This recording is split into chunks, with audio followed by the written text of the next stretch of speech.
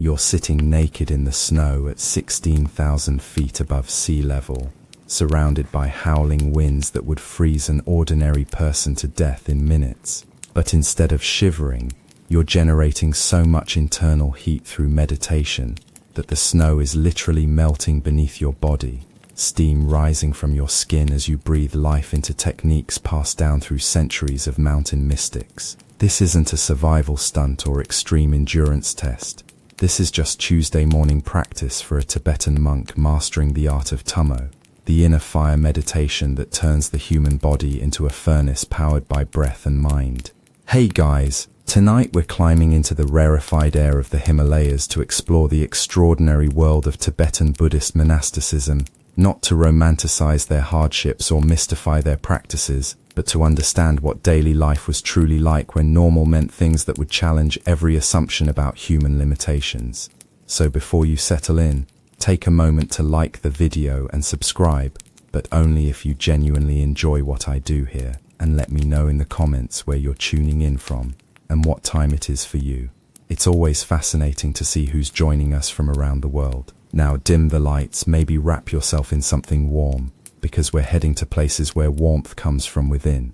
And let's ease into tonight's journey together, through a world where the impossible was simply part of the daily routine. You are born in a stone house in the Tibetan plateau, where the air is so thin that every breath requires effort, and the landscape stretches endlessly toward peaks that scrape the sky. Your birth occurs at an altitude where most people would struggle to walk, let alone live.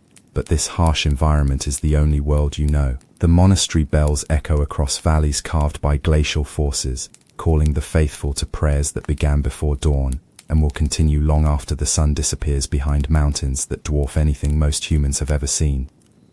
Your childhood unfolds in a land where the boundary between the physical and spiritual worlds seems thinner than the atmosphere itself. Every mountain, lake and rock formation carries sacred significance, inhabited by deities and spirits that must be appeased, honored, or consulted before any significant undertaking. The very air you breathe is considered blessed, carrying prayers and mantras that have been chanted into the wind for over 1,000 years. The decision to become a monk often comes not from personal choice but from family tradition, spiritual signs interpreted by local lamas, or economic necessity in a land where monasteries offer education and security that few other institutions can provide. Parents might dedicate a son to the monastery as an offering for good fortune, or a child might display signs of being a reincarnated teacher, marked for spiritual life from earliest infancy. Your journey to the monastery begins with a trek that might cover hundreds of miles through terrain that would challenge experienced mountaineers. You travel on foot or by yak,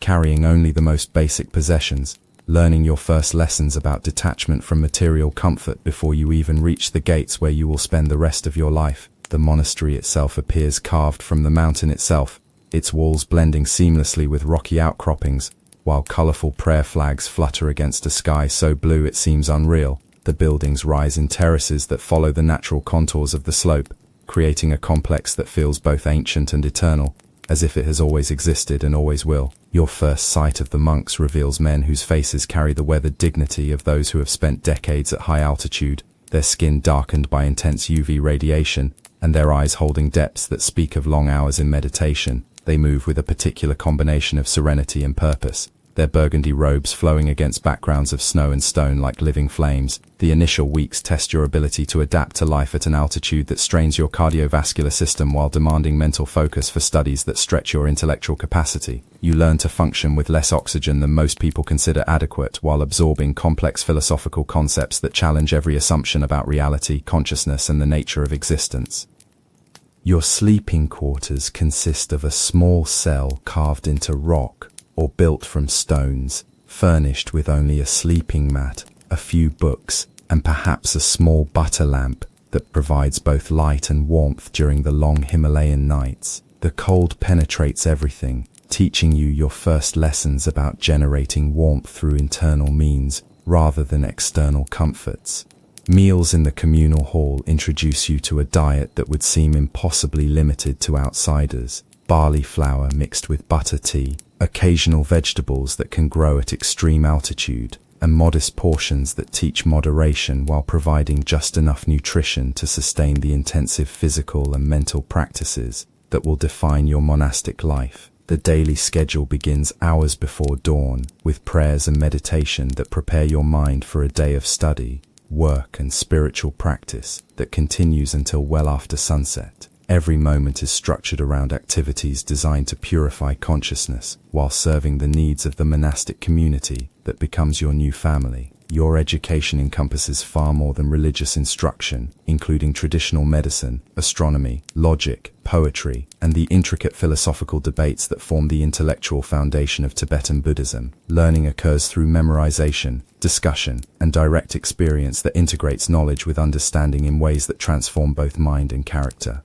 The physical demands of monastic life prepare your body for practices that would seem impossible to those raised at sea level. Daily tasks include carrying water from distant springs, gathering fuel from sparse highland vegetation, and maintaining buildings that must withstand extreme weather conditions throughout the year. Your introduction to meditation begins with simple breathing exercises that teach concentration while preparing your nervous system for more advanced practices that will eventually allow you to control autonomic functions most people consider completely involuntary. These early lessons lay the groundwork for abilities that will seem miraculous to outsiders but represent natural developments of human potential. The community you join includes monks of all ages, from young novices like yourself to ancient masters whose knowledge spans decades of intensive practice. These relationships provide mentorship, friendship, and the social support necessary for maintaining sanity and motivation during the challenging years of training that lie ahead. Your adaptation to life at altitudes that would hospitalize most visitors reveals the extent to which human physiology can adjust to extreme conditions when necessity demands it, and spiritual purpose provides motivation. The monastery sits at elevations ranging from 12,000 to 18,000 feet above sea level, where the atmospheric pressure contains roughly half the oxygen available at sea level.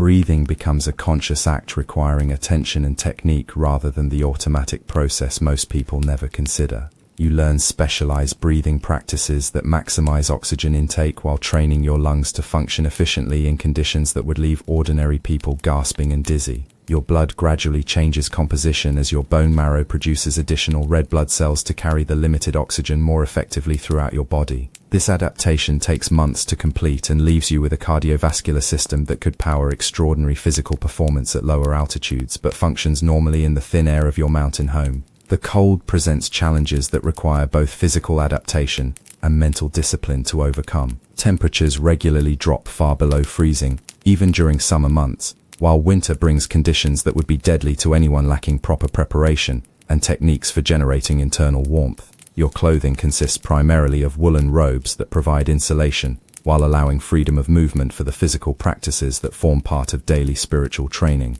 These garments are often supplemented with additional layers during extreme weather, but the emphasis remains on developing internal heat rather than relying entirely on external protection. Shelter in the monastery offers basic protection from wind and precipitation, but little comfort by modern standards. Windows are small and few, walls are thick stone that retains cold, and heating comes mainly from small fires fueled by yak dung, the only readily available combustible material in an environment largely devoid of trees.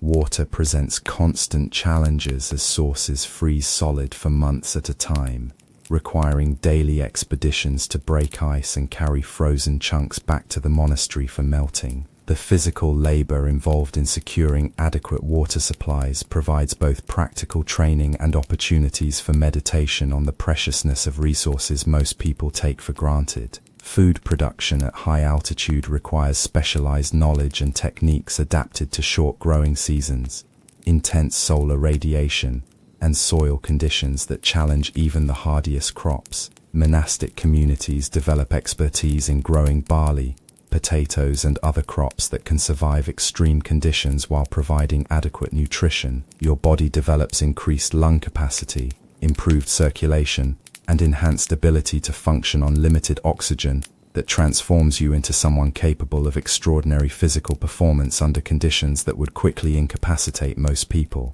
These adaptations occur gradually, and naturally as part of daily life rather than through any special training program. Mental clarity at high altitude presents interesting paradoxes, as the reduced oxygen supply can cause confusion and poor judgment in newcomers, while providing exceptional focus and awareness for those properly adapted. The combination of clean air, intense sunlight, and spiritual practice creates conditions that many monks describe as naturally conducive to meditation and insight. The rhythm of daily life follows natural cycles more closely than most human communities experience, with activities timed according to sunrise, sunset, and seasonal changes rather than artificial schedules. This alignment with natural rhythms creates harmony between internal biological processes and external environmental conditions. Seasonal variations bring dramatic changes in weather, available food, and monastery activities that require constant adaptation and flexible thinking. Summer allows for intensive retreat practices and construction work, while winter demands conservation of resources and indoor activities that emphasize study and meditation.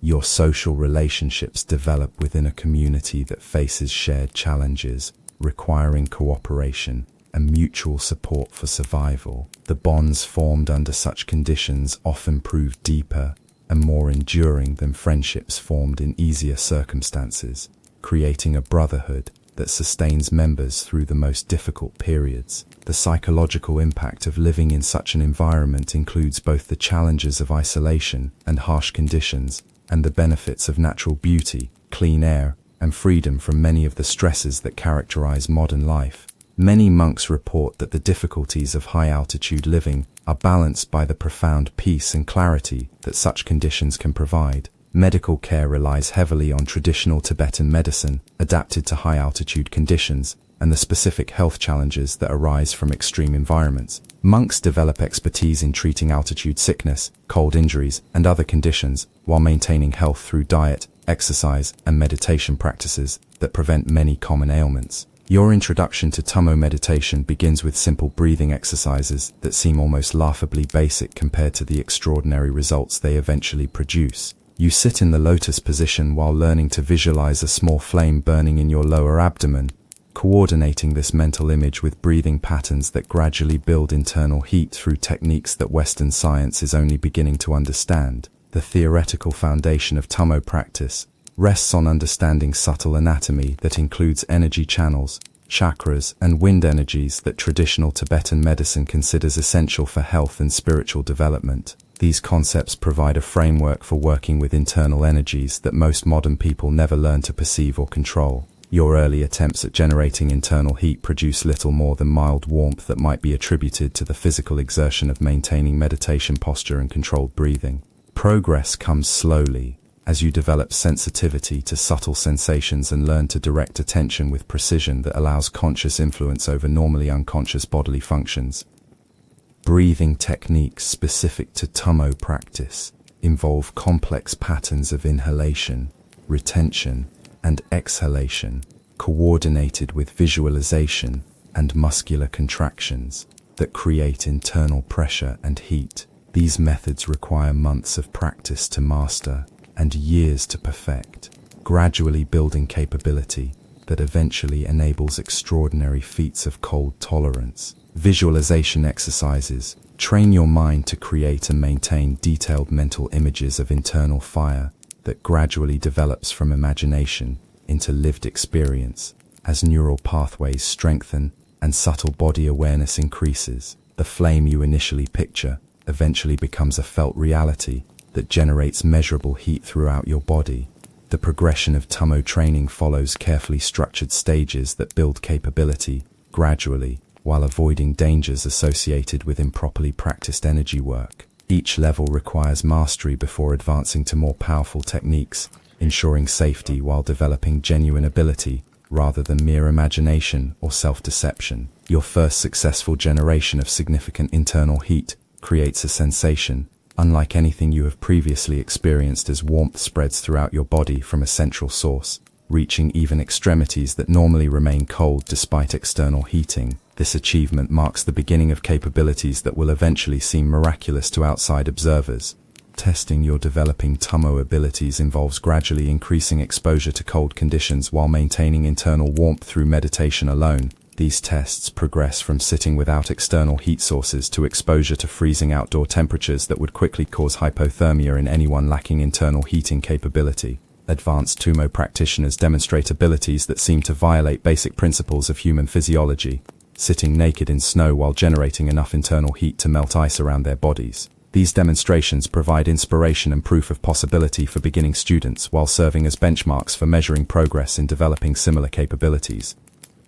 The meditation techniques involved in Tumo practice include visualization, breath control, physical positioning, and mental concentration that must be coordinated simultaneously while maintaining the relaxed awareness necessary for accessing subtle energies. This complex integration requires years of patient practice and expert guidance from experienced teachers. Your daily Tumo practice becomes a cornerstone of monastic life that influences everything from your comfort level during winter months to your understanding of the relationship between mind and body. The internal heat becomes both practical skill for surviving harsh conditions and spiritual metaphor for the inner fire that burns away mental obstacles to enlightenment. Scientific studies of accomplished Tumo practitioners have documented core body temperature increases of several degrees, peripheral warming that maintains circulation to extremities in freezing conditions, and metabolic changes that enable sustained heat production through meditation alone.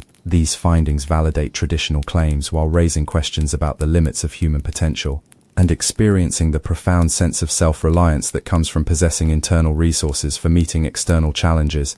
Group Tumo practices sometimes involve competitions or demonstrations where monks sit together in freezing conditions while generating heat through meditation, creating dramatic displays of ability that reinforce community bonds while providing opportunities for learning through observation and shared experience. Your mastery of Tumo eventually enables comfortable survival in conditions that would be life-threatening for most people, transforming you from someone vulnerable to environmental extremes into a person capable of thriving in the harshest climates through internal resources alone. Your decision to undertake a prostration pilgrimage begins with careful spiritual preparation and physical conditioning for what may be the most demanding spiritual practice in any religious tradition. This journey involves traveling hundreds or thousands of miles to sacred sites by performing full-body prostrations that cover the ground inch by inch over months or years of continuous practice. The prostration technique requires precise execution as you begin standing with palms pressed together. Then lower yourself to the ground by extending your arms forward while allowing your body to lie flat against the earth. You then rise to standing position, step forward to where your fingertips touched, and repeat the process continuously throughout each day of travel. Your equipment for the journey includes leather aprons to protect your body during prostrations, knee and elbow pads that provide minimal cushioning against rocks and rough ground, and prayer wheels that you spin while performing prostrations to multiply the spiritual merit of your practice. These simple tools must endure constant use under harsh conditions. The physical demands of prostration pilgrimage exceed those of most extreme sports as you perform thousands of prostrations daily while covering only a few miles, experiencing constant strain on joints, muscles, and cardiovascular system while maintaining the mental focus necessary for meaningful spiritual practice. Your daily routine begins before dawn with prayers and meditation, followed by hours of prostrations interrupted only by brief meals and rest periods that provide minimal recovery before resuming the exhausting practice. Each prostration becomes an act of surrender and devotion that accumulates spiritual merit while testing physical and mental endurance. Weather conditions encountered during prostration journeys include blazing sun, freezing rain, snow, wind, and dust storms that make progress difficult while adding additional layers of hardship to an already challenging practice. You learn to prostrate in all conditions, finding spiritual meaning in discomfort while developing extraordinary resilience. Your diet during pilgrimage consists of simple foods carried in a backpack or provided by supporters along the route, often limited to barley flour, dried yak meat, and tea that provide basic nutrition, while keeping pack weight manageable for someone performing such demanding physical exercise throughout each day. The mental challenges of prostration pilgrimage include maintaining motivation during periods of extreme fatigue and discomfort, dealing with self-doubt and physical pain that test commitment to completing the journey, and finding spiritual meaning in repetitive actions that continue for months without apparent progress toward distant goals. Encounters with other pilgrims and local people provide spiritual inspiration and practical support, while creating opportunities for acts of generosity and compassion that enrich the pilgrimage experience. These meetings often become profound spiritual exchanges that provide mutual encouragement and strengthened faith. Your body undergoes dramatic changes during extended prostration practice as muscles adapt to unusual demands.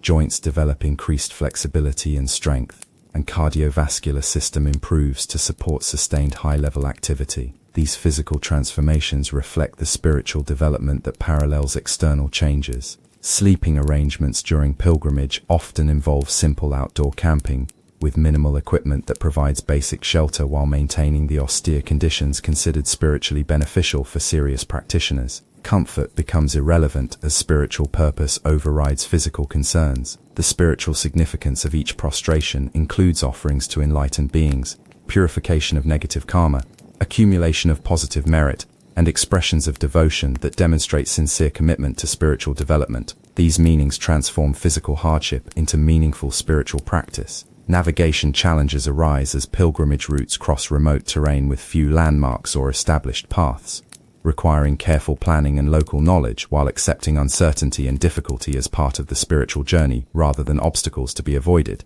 Your companions for the journey might include other pilgrims sharing similar spiritual goals, supporters who provide encouragement and practical assistance, or pack animals that carry essential supplies while sharing the hardships of travel through difficult terrain. The transformation that occurs during prostration pilgrimage affects both body and mind, as months of intensive practice burn away physical weakness and mental obstacles, while developing extraordinary determination, devotion, and understanding of the relationship between effort and spiritual development.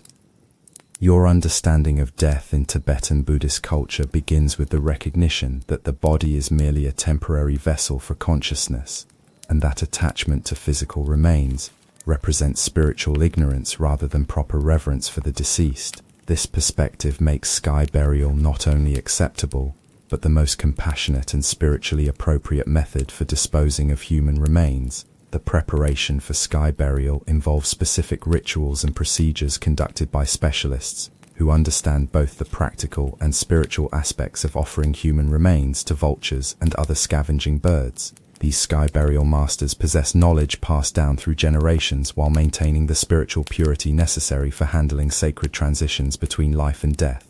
Your first observation of sky burial reveals a practice that challenges every Western assumption about proper treatment of human remains, as the deceased's body is carefully dismembered and arranged to provide easy consumption for vultures that gather at designated sites throughout the Tibetan plateau. The spiritual significance of sky burial rests on principles of impermanence, non-attachment, and generosity that view feeding wild animals as a final act of compassion that benefits other sentient beings while demonstrating the deceased's understanding that physical forms are temporary and ultimately meaningless. Your training in conducting sky burial includes learning anatomical knowledge necessary for efficient dismemberment, understanding of vulture behavior and feeding patterns, and development of the psychological equanimity required for handling human remains without emotional disturbance that would interfere with spiritual service to the deceased. The location of sky burial sites requires careful selection for accessibility to vultures while maintaining appropriate distance from residential areas and water sources. These locations often occupy elevated areas with good visibility and airflow that attract scavenging birds while providing the proper atmosphere for such sacred activities. Tools used in sky burial include sharp knives for dismemberment, stone platforms for preparing remains, and various implements for breaking bones and exposing marrow that enables complete consumption by scavenging animals. These tools are considered sacred and receive special care and blessing for their role in facilitating spiritual transitions. Your participation in sky burial ceremonies develops understanding of death as a natural process that requires neither fear nor excessive attachment, while providing opportunities for meditation on impermanence and the ultimate meaninglessness of physical existence compared to spiritual development and enlightenment. The vultures that consume sky burial offerings are viewed as sacred beings performing essential spiritual service rather than merely scavenging animals. Their efficient consumption of human remains is seen as proof of the deceased's positive karma, while their presence indicates spiritual approval of the burial method. Weather conditions affect sky burial practices as wind, rain and snow influence both the accessibility of burial sites and the behavior of scavenging animals that may not appear in sufficient numbers during adverse conditions.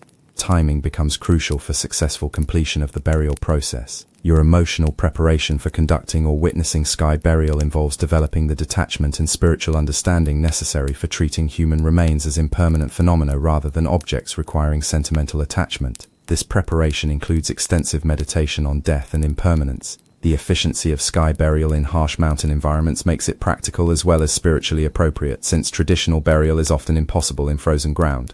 While cremation requires fuel that may be scarce at high altitudes, sky burial solves practical problems while serving spiritual purposes. Community involvement in sky burial practices includes family members and friends who may witness the ceremony while engaging in prayers and spiritual practices that benefit the deceased's consciousness during transition to new rebirth. These gatherings provide support while reinforcing community understanding of death and impermanence. Your growing comfort with sky burial practices reflects broader spiritual development that reduces fear of death while increasing appreciation for the interconnectedness of all life. Witnessing or conducting sky burial becomes a form of meditation on mortality that enhances understanding of Buddhist teachings about impermanence. The complete consumption of remains during successful sky burial is interpreted as confirmation that the deceased possessed positive karma and received spiritual approval for their life's actions. Partial consumption might indicate spiritual obstacles requiring additional prayers and purification practices. Your introduction to standing meditation begins with what appears to be a simple instruction: remain upright without sitting or lying down, while maintaining meditative awareness for extended periods that gradually increase from hours to days to weeks of continuous practice. This apparently straightforward technique reveals layer after layer of complexity, as physical and mental challenges test every aspect of your development. The initial physical challenges of standing meditation include fatigue in leg muscles, unaccustomed to supporting body weight for hours without relief, swelling in feet and ankles as circulation adapts to upright positioning, and back pain that develops as postural muscles tire from maintaining proper alignment for extended periods. Your breathing during standing meditation requires careful attention to maintain adequate oxygen flow while dealing with physical discomfort that can cause shallow, irregular breathing patterns. You learn specialized techniques for using breath to manage pain and fatigue while maintaining the mental clarity necessary for meaningful spiritual practice. Mental discipline during standing meditation involves maintaining meditative focus despite physical discomfort that gradually becomes intense enough to overwhelm ordinary concentration. You develop ability to observe pain without identification while maintaining awareness of spiritual purposes that justify enduring temporary physical suffering. The progression of standing meditation practice follows carefully structured stages that gradually build endurance and mental stability while avoiding injury or psychological trauma that might result from attempting too much too quickly. Each stage requires mastery before advancing to more demanding practices. Your understanding of the body's adaptation to standing meditation includes knowledge of circulation changes that occur during extended upright positioning, muscle fatigue patterns that develop predictably over time, and mental states that arise in response to sustained physical challenge combined with meditative practice.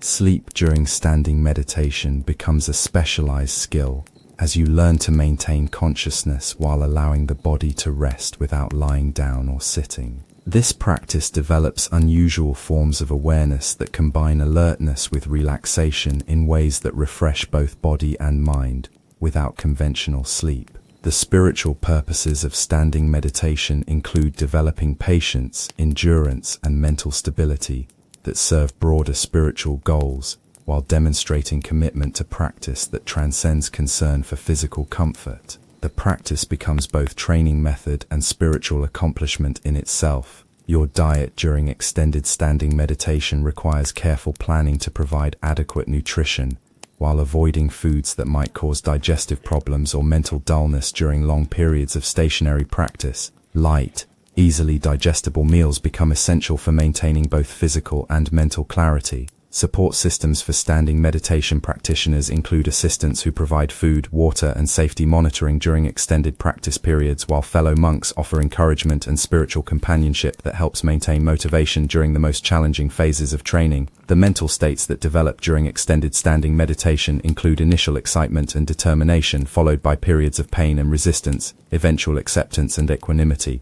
and finally transcendent states of awareness that justify the extraordinary effort required for such demanding practice. Weather protection during outdoor standing meditation involves minimal shelter that provides basic protection from precipitation while maintaining exposure to natural elements that add additional layers of challenge to an already demanding practice. Enduring natural conditions becomes part of the spiritual discipline. Your circulation learns to adapt to prolonged standing through development of improved venous return mechanisms and enhanced ability to maintain adequate blood flow to vital organs despite gravitational challenges that would cause fainting in untrained individuals. Hallucinations and altered states of consciousness commonly occur during extended standing meditation, as sleep deprivation, physical stress, and intensive mental concentration combine to produce unusual perceptual experiences that require proper interpretation and integration into spiritual understanding. The social impact of standing meditation practice includes gaining respect from fellow monks for extraordinary dedication, while inspiring others to attempt similar practices. Your endurance becomes both personal achievement and community inspiration that demonstrates the possibilities available through dedicated spiritual training. Recovery from extended standing meditation requires careful attention to physical needs while gradually returning to normal activity levels that allow proper rest and healing. The transition back to ordinary activity often proves as challenging as the practice itself, while providing opportunities for integration and reflection. Your introduction to charnel ground meditation begins with visits to sites where human remains are exposed to natural elements and scavenging animals, creating an environment designed to confront you directly with the reality of death and impermanence that most people spend their lives avoiding. These locations serve as outdoor classrooms, where mortality becomes your primary textbook. The selection of appropriate charnel grounds requires understanding of factors that make certain locations suitable for meditation, while others might be inappropriate due to practical or spiritual considerations. Ideal sites offer accessibility, privacy, and sufficient remains to provide sustained contemplation opportunities without excessive distraction or danger. Your preparation for charnel ground meditation includes psychological conditioning to handle disturbing sights, sounds, and smells associated with decomposition while maintaining meditative concentration and spiritual focus. This preparation involves gradual exposure to increasingly challenging conditions that build tolerance and understanding. The meditation techniques practiced in charnel grounds focus specifically on impermanence, death awareness, and the ultimate meaninglessness of physical existence compared to spiritual development. These practices use direct confrontation with mortality to accelerate spiritual insights that might take years to develop through conventional meditation methods. Your initial reactions to charnel ground practice typically include fear, revulsion, and psychological resistance that must be acknowledged and gradually overcome through patient practice and proper spiritual guidance. Learning to remain calm and focused amid disturbing conditions becomes both spiritual training and practical preparation for facing death. The sites encountered in charnel grounds include human remains in various stages of decomposition, scavenging animals consuming flesh, bones scattered by animals and weather, and the constant process of transformation from life to death to new life. These images become objects of meditation rather than sources of disturbance. Smells in charnel grounds present particular challenges as decomposition creates odors that most people find overwhelmingly offensive, while meditation practice requires maintaining concentration despite sensory bombardment that would typically cause retreat or nausea. Breathing techniques help manage these challenges. Your understanding of impermanence develops through direct observation of decomposition processes that demonstrate the temporary nature of all physical phenomena, while revealing the continuous transformation that characterizes all existence. These insights support broader Buddhist teachings about the illusory nature of apparent permanence. Nighttime meditation in charnel grounds adds additional layers of challenge and spiritual significance as darkness intensifies psychological fears while creating opportunities for deeper contemplation of mortality without the distractions that daylight brings. Overnight sessions become particularly powerful practice opportunities.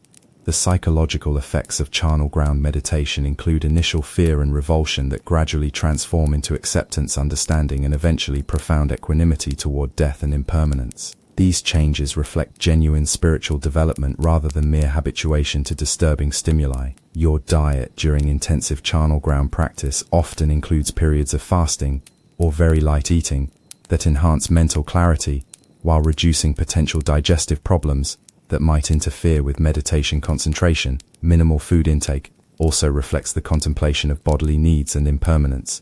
Protection during charnel ground meditation might involve basic shelter from weather, while maintaining exposure to the essential elements of the practice environment. Physical comfort becomes secondary to spiritual objectives, while safety remains a practical consideration for sustained practice. Companion practices during charnel ground meditation include visualization exercises, breathing techniques, and contemplative analysis that focus attention on specific aspects of impermanence, while managing psychological and physical challenges that arise during such demanding practice. Your relationship with death transforms through extended charnel ground practice, as familiarity with decomposition and mortality reduces fear, while increasing appreciation for life's preciousness and the urgency of spiritual development.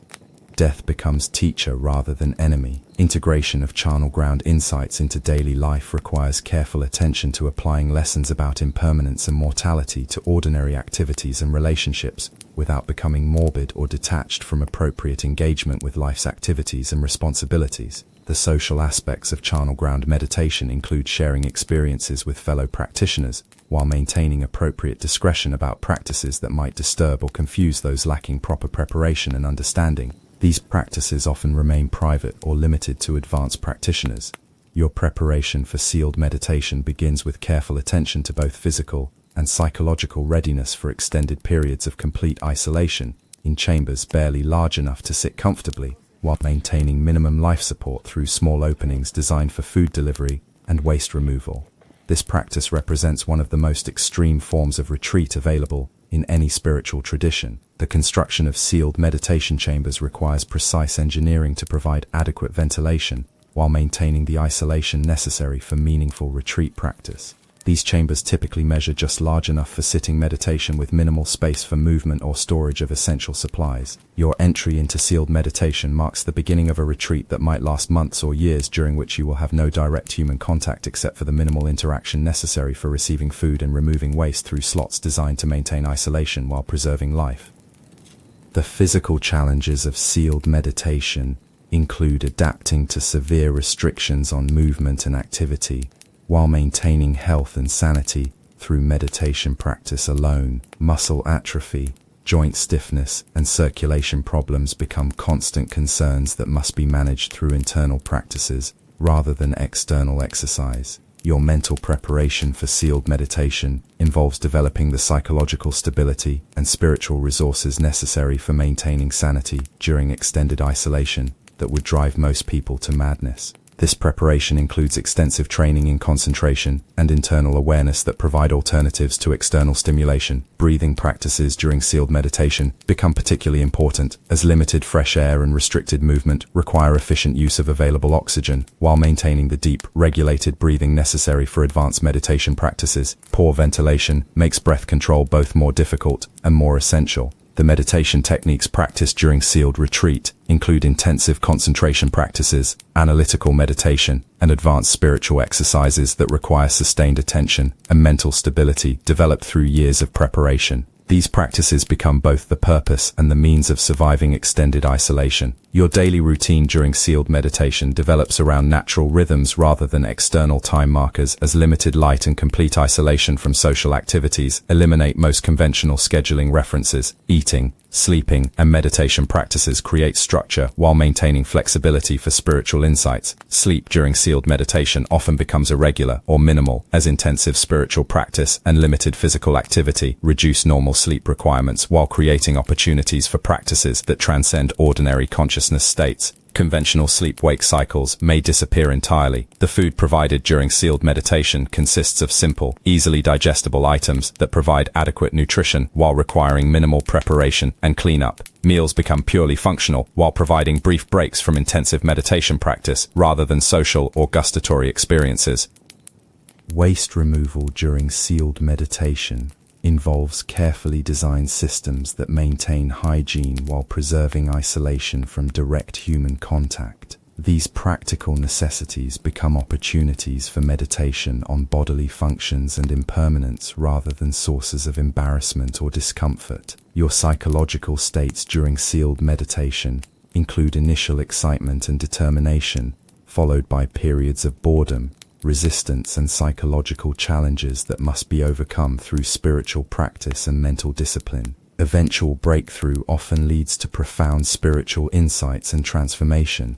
Hallucinations and unusual perceptual experiences commonly occur during extended sealed meditation, as sensory deprivation combines with intensive mental concentration to produce altered states of consciousness that require proper interpretation and integration through spiritual understanding and experience guidance.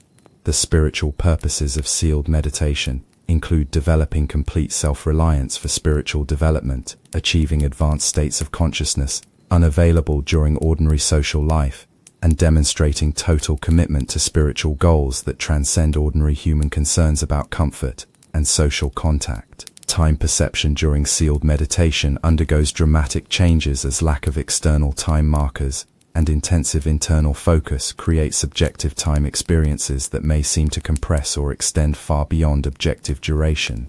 Days may seem like hours or minutes like days. Your emergence from sealed meditation requires careful readjustment to social interaction, sensory stimulation, and physical activity after months or years of isolation. This transition often proves as challenging as the retreat itself, while providing opportunities for integration and assessment of spiritual development achieved through isolation. Health monitoring during sealed meditation involves external observation for signs of serious physical or mental problems, while respecting the isolation necessary for meaningful practice. Emergency intervention systems provide safety while maintaining retreat integrity whenever possible. Your daily consumption of butter tea begins before dawn, with the first of what may be dozens of servings throughout the day, each cup providing not only hydration and nutrition, but also serving as meditation opportunity and social bonding experience that defines Tibetan monastic culture as much as any prayer or ritual. The preparation of butter tea requires specific techniques passed down through generations of monks who have perfected the art of creating the perfect blend of tea, yak butter, and salt that provides essential nutrients while serving as both stimulant and comfort food for people living at extreme altitudes where ordinary beverages would be inadequate. Your first taste of butter tea typically provokes shock and revulsion as the combination of flavors and textures challenges every Western expectation about what constitutes a proper beverage. The thick, salty, slightly rancid taste requires acquired tolerance that eventually develops into genuine appreciation, and finally into psychological dependence. The nutritional role of butter tea in high-altitude monasticism cannot be overstated, as the combination of caffeine, fats, and salt provides essential elements for maintaining health and energy in conditions where other food sources may be scarce or inadequate for supporting intensive physical and mental activity. Your tea bowl becomes a personal possession that accompanies you throughout daily activities while serving as both practical implement and meditation object. The bowl's weight, temperature, and contents provide focal points for awareness practices that integrate spiritual development with essential bodily needs. The social aspects of butter tea consumption include the etiquette of serving and receiving tea that reinforces community bonds while providing opportunities for informal teaching and relationship building between monks of different ages and experience levels. Tea service becomes both courtesy and spiritual practice. Brewing techniques for butter tea involve boiling tea leaves until the liquid becomes extremely strong and bitter, then churning the concentrated tea with yak butter and salt, using special wooden implements that create the proper emulsion through vigorous mixing that requires both skill and physical effort. Your consumption patterns gradually increase as adaptation to high altitude and intensive monastic life creates both physical need for the nutrients butter tea provides and psychological dependence on the comfort and stimulation that regular consumption offers. 20 to 40 cups daily becomes normal rather than excessive. The quality of butter tea varies dramatically depending on the freshness and grade of yak butter available, the type of tea used, and the skill of the person preparing it. Poor quality ingredients or improper preparation can make the beverage nearly unpalatable, while excellent butter tea becomes a source of genuine pleasure. Regional variations in butter tea preparation reflect local preferences and available ingredients while maintaining the basic formula that makes this beverage essential for high-altitude survival. Some areas prefer saltier preparations while others emphasize butter content or specific tea varieties. Your digestion adapts to handle large quantities of butter tea without the stomach upset that would typically result from consuming such amounts of fatty, salty liquid. This adaptation reflects broader physiological changes that enable survival and function in extreme environmental conditions. Meditation with butter tea involves using the warmth, taste, and psychological effects of consumption as objects of awareness while practicing mindfulness and concentration during drinking rather than treating tea consumption as mere physical necessity. Each sip becomes an opportunity for present moment awareness and gratitude. Don dnos batkansete konsai, bat konsai. The fat content slows caffeine absorption, creating steady stimulation that supports mental clarity without causing anxiety or restlessness that would interfere with spiritual practices. Your psychological relationship with butter tea develops into genuine addiction, as the combination of caffeine dependence, behavioral conditioning, and social expectations creates powerful cravings that make missing regular servings genuinely distressing. This addiction becomes accepted as both necessary and beneficial for monastic life. Ceremonial aspects of butter tea consumption include formal serving protocols during special occasions, offerings of tea to honored guests and teachers, and ritual preparations that transform ordinary beverage consumption into expressions of respect, hospitality, and spiritual devotion. The economic importance of butter tea in monastery life involves significant portions of community resources dedicated to purchasing tea, maintaining yak herds for butter production, and ensuring adequate salt supplies for proper preparation. These expenses reflect the central role this beverage plays in sustaining monastic communities. Storage and preservation of butter tea ingredients requires careful attention to preventing spoilage and maintaining quality. In environments where refrigeration is unavailable and extreme temperature variations can affect both tea and butter, proper storage techniques become essential skills for maintaining adequate supplies. Your daily rhythm becomes organized around butter tea consumption, as regular servings provide structure for scheduling activities while serving as natural breaks for rest, reflection, and social interaction during intensive study and meditation periods. The tea schedule becomes a form of monastic timekeeper. Health effects of consuming large quantities of butter tea include both benefits and risks, as the high fat and salt content can contribute to cardiovascular problems, while the nutritional support and psychological comfort provide essential elements for maintaining health in challenging conditions. Seasonal variations in butter tea quality and availability reflect changes in yak butter production, tea supply routes that may be blocked by weather, and salt availability that affects both preparation methods and taste preferences. Winter tea often differs significantly from summer preparations. Teaching moments during butter tea consumption include informal instruction opportunities when monks gather for tea, while discussing Dharma, sharing experiences, and providing guidance in relaxed settings that encourage open communication and learning through conversation, rather than formal lectures. Your expertise in butter tea preparation develops through years of practice while learning to recognize optimal brewing temperatures, proper butter tea ratios, and mixing techniques that create consistently excellent results. These skills become sources of pride and community contribution while serving practical necessities.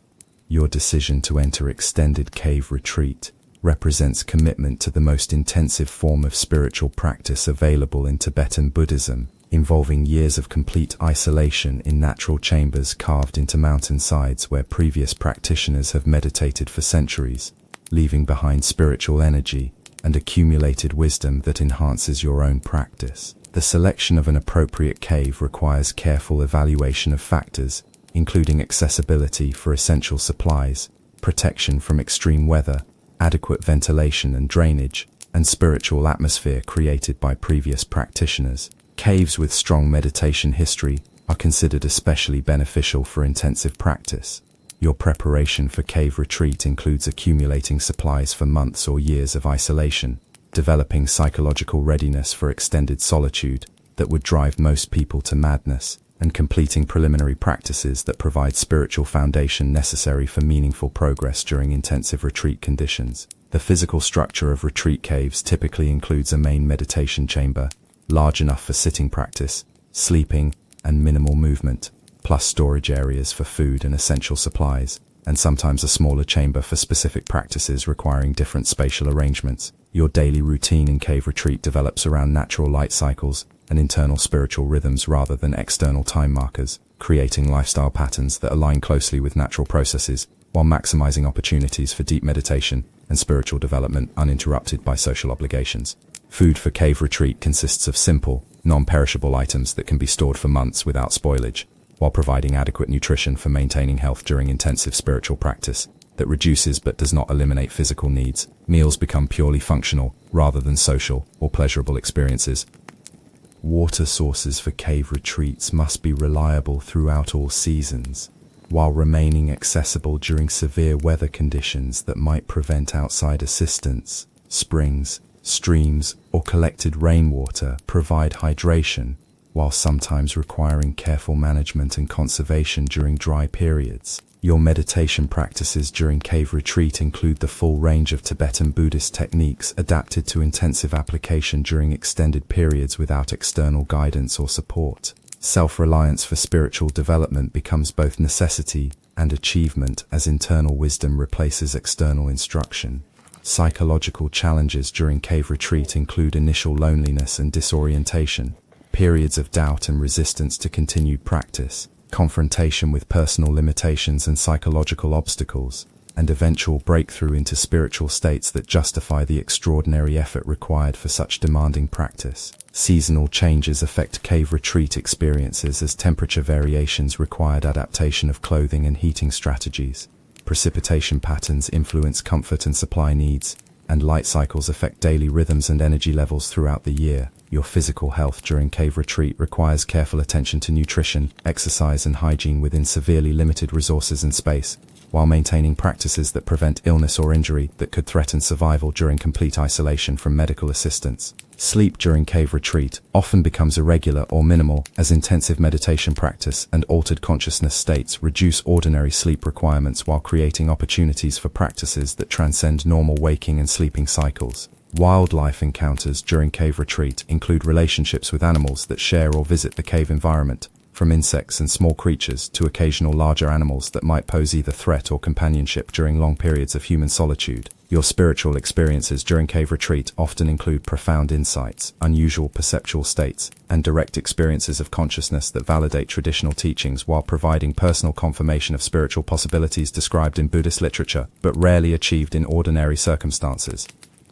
Weather protection in caves provides natural shelter from precipitation and wind, while temperature regulation remains challenging, as rock chambers tend to remain cold and may require fire or internal heating techniques to maintain comfortable conditions during harsh weather periods. Communication with the outside world during cave retreat is typically limited to minimal contact with attendants, who provide essential supplies, while respecting retreat conditions that require isolation for effectiveness. Emergency contact methods provide safety, while preserving retreat integrity. Your transformation during cave retreat affects both spiritual understanding and practical capabilities, as months or years of intensive practice develop insights, abilities, and mental stability that distinguish accomplished practitioners from ordinary monks while preparing you for teaching and leadership roles. Your introduction to Tibetan monastic debate reveals an intellectual combat sport that combines rigorous logical analysis with theatrical performance, as monks engage in formalized arguments designed to sharpen understanding while demonstrating knowledge through aggressive questioning that can last for hours without resolution. The debate courtyard becomes an arena where intellectual gladiators gather daily to engage in philosophical warfare that determines reputations, tests understanding, and provides entertainment through displays of learning that transform abstract concepts into dramatic performances witnessed by monks of all levels. Your training in debate techniques begins with learning the formal structure that governs these encounters, including proper methods for asking questions, acceptable forms of response, logical fallacies to avoid, and physical gestures that emphasize points while following traditional protocols that maintain order during intense intellectual combat. The questioning process follows specific patterns, where one monk poses challenges designed to expose weaknesses in another's understanding, while the respondent must provide answers that demonstrate genuine comprehension rather than mere memorization of traditional texts. Failure to respond adequately results in public humiliation and loss of status. Your physical preparation for debate includes developing the stamina necessary for hours of intensive intellectual performance while learning the dramatic gestures that accompany questions and responses. The clapping of hands, pointing fingers, and aggressive posturing become integral parts of argumentation rather than mere theatrical additions. Topics for debate encompass the entire range of Buddhist philosophy, including metaphysics, ethics, logic, and psychology, with particular emphasis on concepts that are difficult to understand or controversial enough to generate sustained argument. Complex philosophical questions become vehicles for testing and displaying knowledge. The aggressive nature of monastic debate creates an atmosphere more resembling athletic competition than academic discussion, as monks attack each other's positions with intensity designed to expose ignorance, while demonstrating their own superior understanding through relentless questioning and logical analysis. Your development of debate skills requires memorization of vast amounts of philosophical material, combined with ability to think quickly under pressure while maintaining logical coherence, despite aggressive challenges from opponents determined to find flaws in your reasoning or gaps in your knowledge. Audience participation in debates includes shouting encouragement, commenting on particularly clever arguments, and general appreciation for skillful performance that transforms philosophical discussion into community entertainment, while serving serious educational purposes that benefit both participants and observers. Emotional control during debate becomes essential, as the aggressive questioning and public nature of these encounters can provoke anger and defensiveness that interfere with clear thinking, while revealing character weaknesses that become targets for further attack from skilled opponents. Your reputation within the monastic community depends heavily on debate performance, as skill in philosophical argument demonstrates intellectual capability, while victories over respected opponents enhance status and create opportunities for advanced study and teaching positions. Preparation strategies for debate include intensive study of relevant texts, practice sessions with other monks, and mental rehearsal of potential questions and responses, while developing the confidence necessary for performing effectively under pressure before audiences that include some of the most learned individuals in the monastery. The social hierarchy within debate culture reflects both intellectual capability and performance skill, as monks who excel in philosophical argument gain respect and influence regardless of their age or length of service. Intellectual merit becomes the primary determinant of status rather than seniority or family background. Victory conditions in debate are often subjective, as success depends on audience perception of which participant demonstrated superior understanding and argumentation skills rather than objective measures of correctness. Winning requires both knowledge and performance ability. Your psychological adaptation to debate culture involves developing resilience to public criticism and failure while maintaining motivation to continue improving despite setbacks that are inevitable parts of learning through intellectual combat. Mental toughness becomes as important as philosophical knowledge. Integration of debate training with meditation practice creates balance between intellectual development and contemplative wisdom, while ensuring that scholarly achievement serves spiritual goals rather than becoming mere academic exercise disconnected from enlightenment objectives. Your understanding of celibacy in Tibetan monastic life begins with recognition that sexual restraint represents both practical discipline and spiritual symbolism, while serving community needs that extend beyond individual preference or religious theory. Celibacy becomes both personal practice and institutional requirement that shapes every aspect of monastic society. The vows of celibacy taken during full ordination create absolute prohibition against sexual activity of any kind, while establishing clear boundaries that separate monastic life from lay practice. These commitments supersede personal desires while serving spiritual development through redirection of sexual energy toward enlightenment goals. Your psychological adaptation to celibacy requires developing strategies for managing sexual desires that continue despite religious commitments, while finding healthy outlets for energies that would normally find expression through intimate relationships. Meditation, physical exercise, and intellectual pursuits provide alternative channels for natural drives.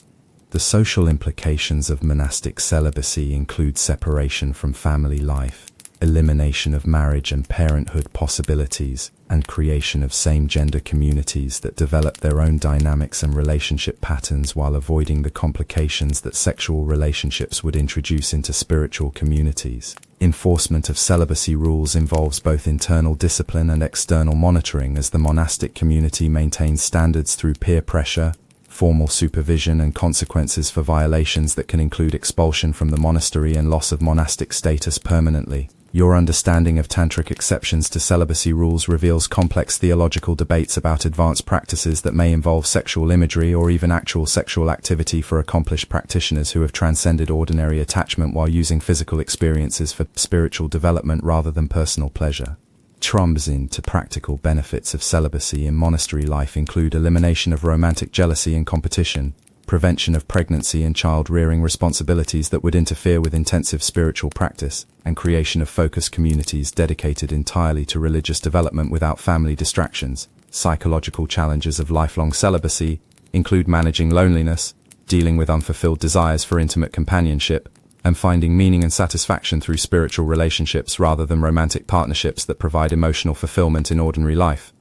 Your relationship with lay practitioners who maintain families while pursuing spiritual development creates interesting contrast between celibate and married approaches to Buddhist practice, while demonstrating that enlightenment is possible through various lifestyle choices rather than requiring monastic celibacy. The medical aspects of celibacy include both health benefits from avoiding sexually transmitted diseases and potential problems from complete sexual abstinence, that may affect hormone levels, psychological well-being, and social development in ways that require careful attention and management. Sublimation of sexual energy through spiritual practices transforms natural drives into fuel for meditation, study, and service, while teaching techniques for redirecting biological impulses toward enlightenment goals rather than allowing them to become sources of frustration or spiritual obstacles. Your understanding of homosexual relationships within monastic communities acknowledges realities that exist despite official prohibitions, while recognizing the need for discretion and awareness of community standards that may not align with individual desires or contemporary attitudes about sexual orientation. Counseling and support systems within monasteries provide guidance for monks struggling with celibacy, while maintaining community standards through compassionate assistance, rather than harsh punishment for those experiencing difficulties with sexual restraint. The philosophical foundations of celibacy include teachings about attachment, desire, and spiritual development that explain why sexual activity is considered obstacle to enlightenment, while providing theoretical framework for understanding the spiritual benefits of sexual restraint. Personal relationship with celibacy evolves through years of practice, as initial difficulties gradually resolve into acceptance and eventually into appreciation for the freedom and focus that sexual restraint provides for intensive spiritual development, without the complications that intimate relationships would create. Exceptions and accommodations for celibacy rules sometimes occur in special circumstances involving highly realized practitioners or unique situations that require flexibility, while maintaining overall community standards and expectations about appropriate behavior for ordained monks. Your introduction to monastic dietary practices reveals restrictions and disciplines that extend far beyond simple vegetarianism to include fasting periods, unusual food combinations, and consumption of substances that most people would consider inedible or even dangerous. These practices serve both spiritual purification and physical conditioning for intensive meditation and retreat practices. Urine therapy becomes a regular part of your health maintenance routine as you learn to consume your own first morning urine, which traditional Tibetan medicine considers beneficial for treating various ailments while providing spiritual purification through consumption of your body's own waste products that symbolize acceptance of all aspects of physical existence. Your adaptation to eating clay involves consuming specially blessed earth from sacred sites that is believed to provide spiritual benefits while helping to cleanse internal organs and provide minerals that may be lacking in high-altitude diets. The clay becomes both medicine and sacrament that connects you to sacred geography. Fasting practices in your monastic routine include regular periods of complete food abstinence lasting from single days to several weeks, during which you maintain normal meditation and study schedules while learning to function without food energy and to use hunger as spiritual teacher rather than mere physical discomfort. Typically barley or rice for extended periods that may last months while providing adequate calories but eliminating variety and forcing adaptation to extremely limited nutritional inputs that test both physical resilience and mental acceptance. Your experimentation with flower and dew diets involves attempts to survive on morning moisture collected from plants and edible flowers gathered from high-altitude meadows. These extreme practices push the boundaries of survival while serving as meditation on minimal consumption and connection with natural environment. The preparation of traditional Tibetan monastery food requires skill in creating nutritious meals from limited ingredients available at high altitude while accommodating restrictions that may prohibit meat, certain vegetables, or eating after specific hours of the day depending on particular vows or retreat practices. Your digestive system adapts to handle unusual combinations and quantities of foods that would cause problems for ordinary people while developing ability to extract maximum nutrition from minimal resources and to function effectively despite periodic food shortages or dietary restrictions.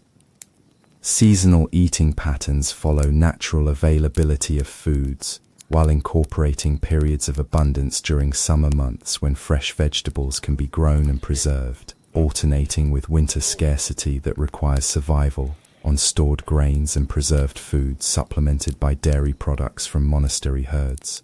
The spiritual significance of extreme dietary practices includes lessons about desire, attachment, and the relationship between physical and spiritual nourishment, while demonstrating that consciousness can transcend bodily needs when properly trained and motivated by spiritual objectives rather than mere survival instincts. Your relationship with food transforms from source of pleasure and comfort to spiritual practice opportunity, where every meal becomes meditation on impermanence, gratitude, and the interconnectedness of all life that sustains physical existence while serving higher spiritual purposes. Medicinal aspects of unusual dietary practices include traditional Tibetan medicine principles that view certain foods and substances as treatments for specific ailments, while serving spiritual development through acceptance of unpalatable or challenging nutritional requirements that build character and spiritual resilience. Group fasting during retreat periods creates shared experiences that build community bonds, while providing mutual support for maintaining discipline during challenging periods when individual resolve might weaken without encouragement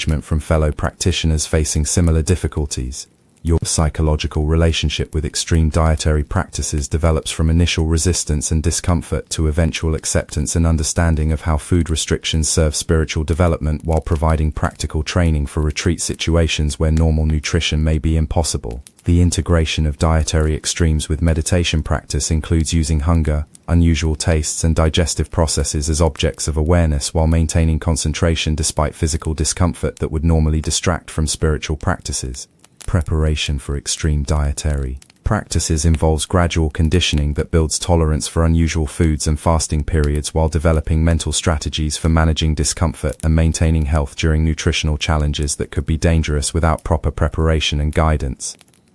Your first encounter with ritual instruments made from human bones challenges every cultural assumption about appropriate treatment of human remains, while introducing you to musical traditions that transform death into devotional practice through careful preparation and consecration of skeletal remains from realized practitioners.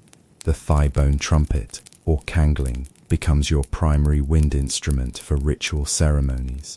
As you learn to produce haunting sounds that are believed to invoke protective deities, while dispersing negative forces through acoustic vibrations that carry spiritual power beyond ordinary musical performance. Your training in playing bone instruments requires developing both musical skill and spiritual understanding of the sacred nature of human remains that have been transformed into tools for religious practice, rather than being treated as mere material objects requiring disposal or reverent burial.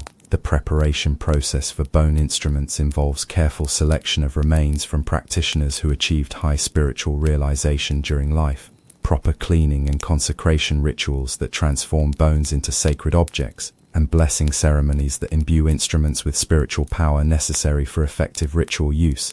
Different types of bone instruments serve various ceremonial functions. As skull cups hold ritual offerings, arm bones become small trumpets for specific invocations, and other skeletal elements are crafted into rattles, wind chimes, and percussion instruments that create complete orchestras of sacred sound. Your understanding of the spiritual significance underlying bone instrument use includes teachings about impermanence, death acceptance, and the transformation of physical remains into tools for benefiting other beings through ritual practices that serve enlightenment rather than allowing bones to serve no purpose after death. Other materials, while producing vibrations believed to have specific effects on consciousness and spiritual energy that make these instruments essential for certain advanced tantric practices and protective rituals.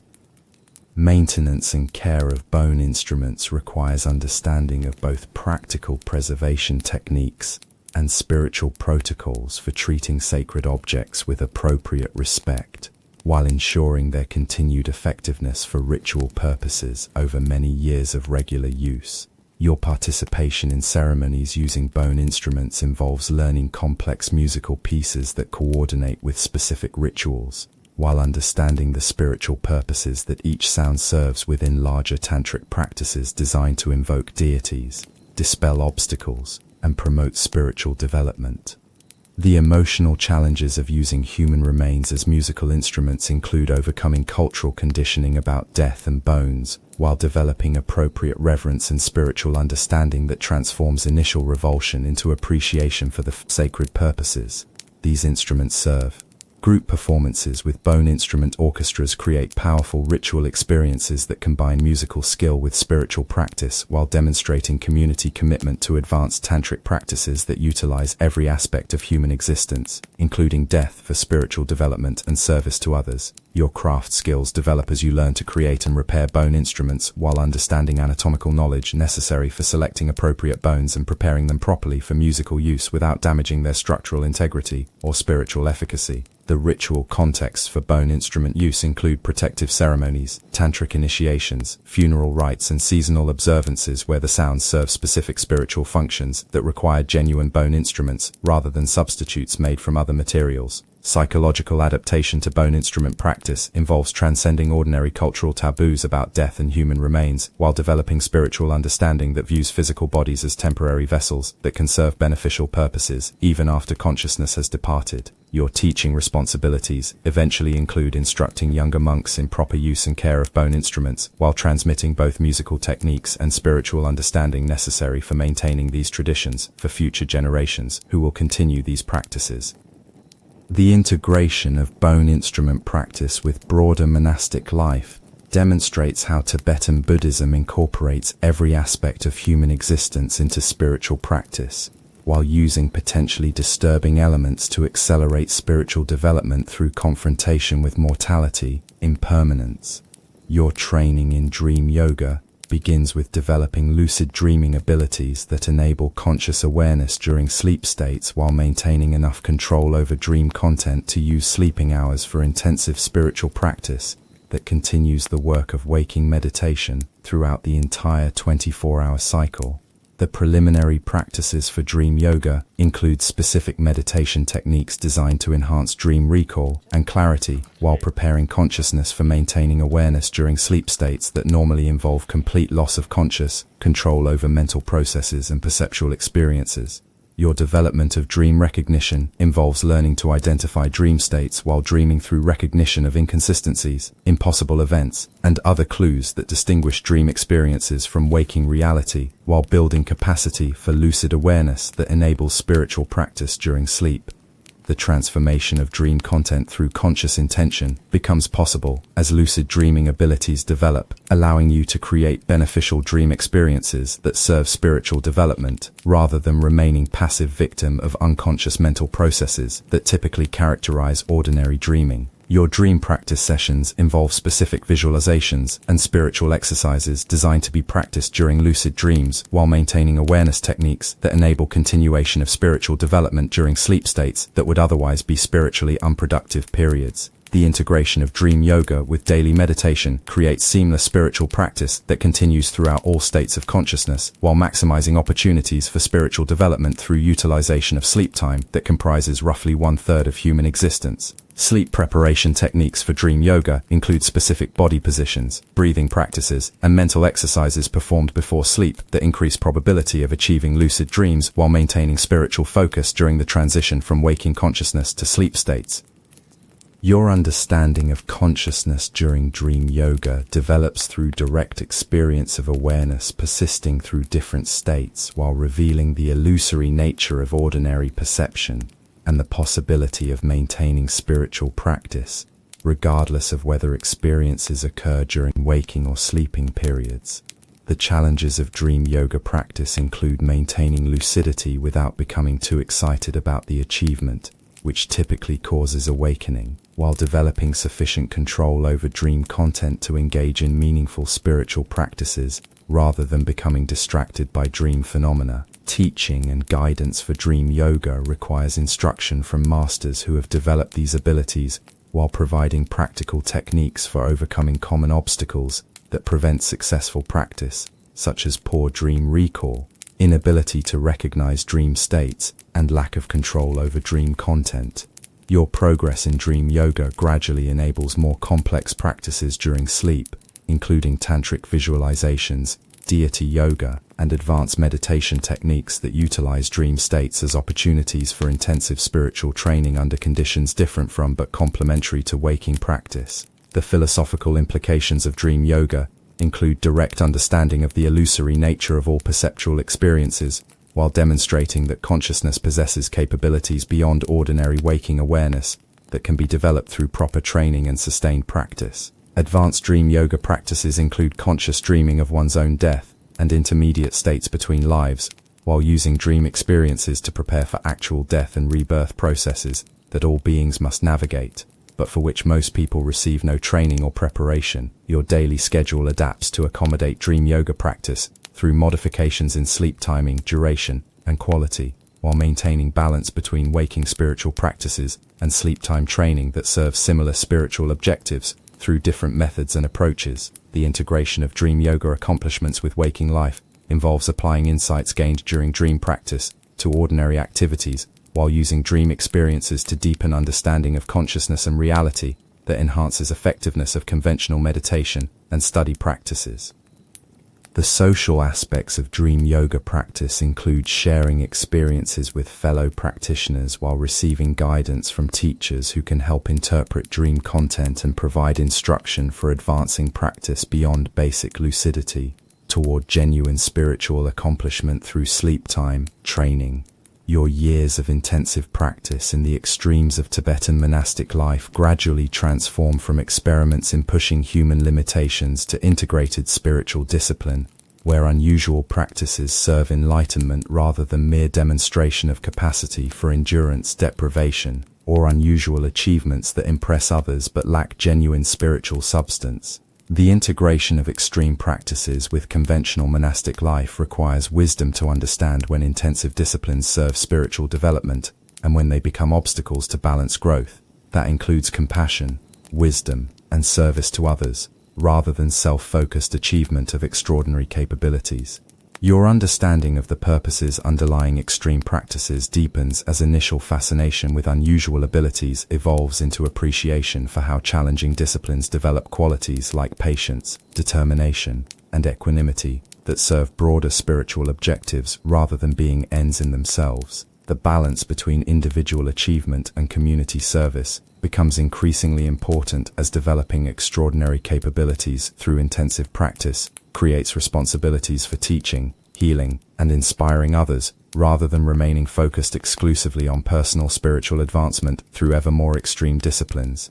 Your psychological relationship with extreme practices matures from initial excitement about pushing boundaries to deeper understanding of how temporaries, hardships, and challenges serve permanent spiritual transformation that benefits both self and others through development of genuine wisdom and compassion.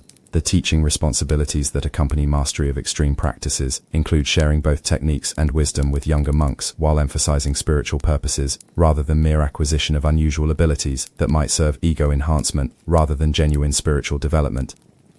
Seasonal variations in practice intensity reflect understanding that different times and conditions call for different approaches to spiritual development, while maintaining consistency in underlying commitment to enlightenment that expresses itself through various methods adapted to circumstances and individual needs. Your health considerations become increasingly sophisticated as years of extreme practice provide direct experience of what the human body and mind can accomplish, while developing wisdom about when to push boundaries and when to moderate practices for long-term sustainability and effectiveness. The cultural context of extreme practices within broader Tibetan society requires understanding of how monastic disciplines serve the spiritual needs of entire communities, while avoiding practices that become mere spectacle or performance divorced from authentic spiritual development and service. Integration with contemporary circumstances involves adapting traditional extreme practices to modern conditions while maintaining their essential spiritual purposes in contexts that may differ significantly from the isolated mountain monasteries where these disciplines originally developed. Your evaluation of practice results focuses increasingly on spiritual qualities like wisdom, compassion, and beneficial activity, rather than unusual capabilities or extreme achievements that may impress others but lack genuine benefit for spiritual development or service to sentient beings. The transition from intensive individual practices to teaching and community leadership requires developing skills in guiding others through similar challenges while providing encouragement, practical advice, and spiritual instruction that helps them avoid pitfalls and maximize benefits from extreme disciplines. Long-term sustainability of extreme practices involves understanding how intensive disciplines serve specific developmental phases, while recognizing when continued extreme practice becomes unnecessary or even counterproductive for continued spiritual growth and service to others.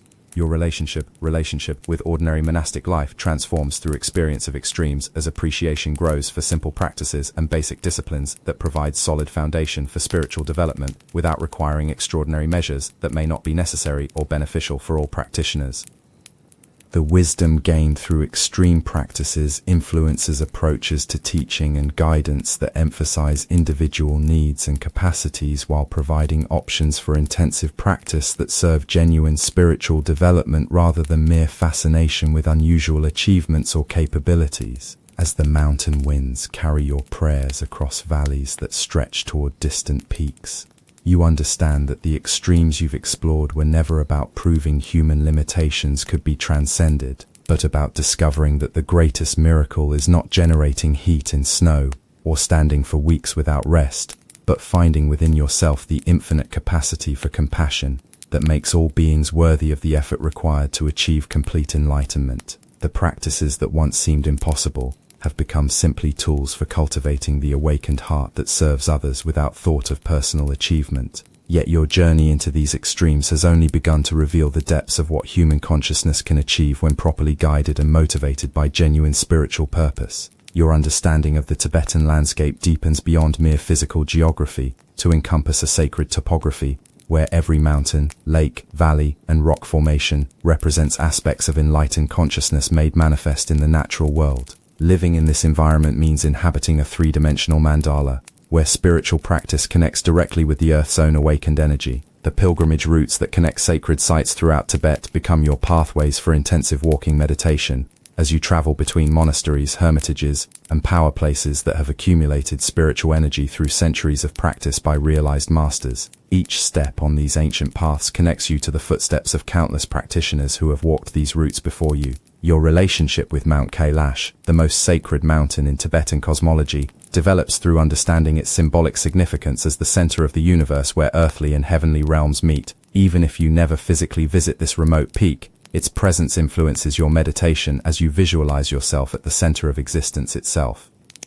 Sacred lakes become mirrors for your mind, as you learn to see in their still surfaces reflections of your own consciousness, while understanding how these bodies of water serve as gathering places for spiritual energy that enhances meditation and prayer. The clarity of high-altitude lakes becomes a metaphor for the clarity of awakened awareness. Your meditation practice in natural settings reveals how specific geographical features enhance particular types of spiritual work, as high peaks inspire aspiration toward enlightenment, caves provide perfect conditions for retreat practice, and flowing waters teach lessons about impermanence and continuous change. The seasonal migrations between different practice sites follow patterns established by generations of practitioners who understood how changing environmental conditions support different phases of spiritual development. Summer retreats in high alpine meadows alternate with winter practices in protected valley locations. Weather patterns in the sacred landscape become teachers, as you learn to read atmospheric conditions that affect both physical comfort and mental states conducive to different meditation practices. Approaching storms, clearing skies, and seasonal transitions all provide opportunities for specific types of contemplative work. Your connection with the land develops through direct physical engagement as you gather medicinal herbs, collect stones for construction projects, and participate in seasonal activities that maintain harmony between human habitation and natural processes. This engagement becomes a form of karma yoga that serves both practical and spiritual purposes. The protection of sacred sites becomes part of your responsibility as a practitioner, as you learn to maintain the purity and power of places that serve the spiritual development of future generations. This stewardship includes both physical preservation and spiritual protection through appropriate ritual practices. Local spirits and deities associated with specific geographical features become part of your spiritual relationships, as you learn proper protocols for requesting permission to practice in their domains, while offering respect and gratitude for their protection and assistance in your spiritual work.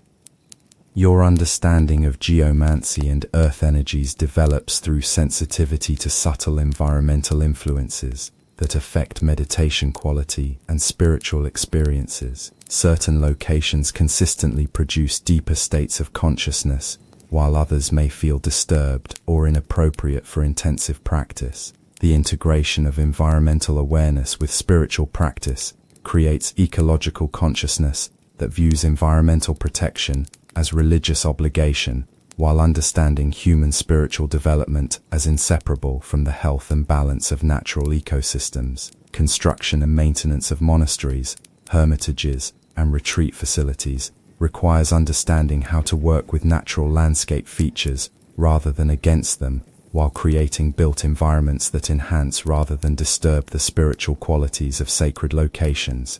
Your travels throughout the sacred landscape provide geographical education that includes both practical knowledge of terrain, weather, and survival skills, and spiritual understanding of how different environments support different aspects of spiritual development and realization.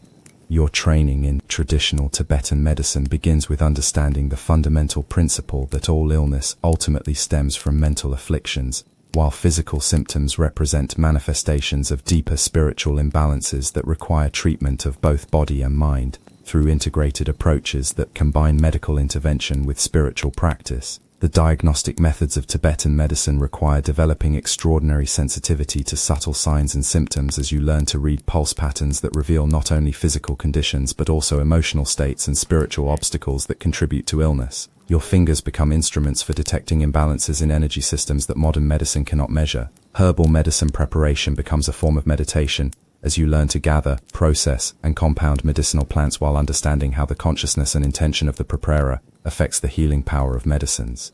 Each step in creating healing preparations becomes an opportunity for spiritual practice and blessing.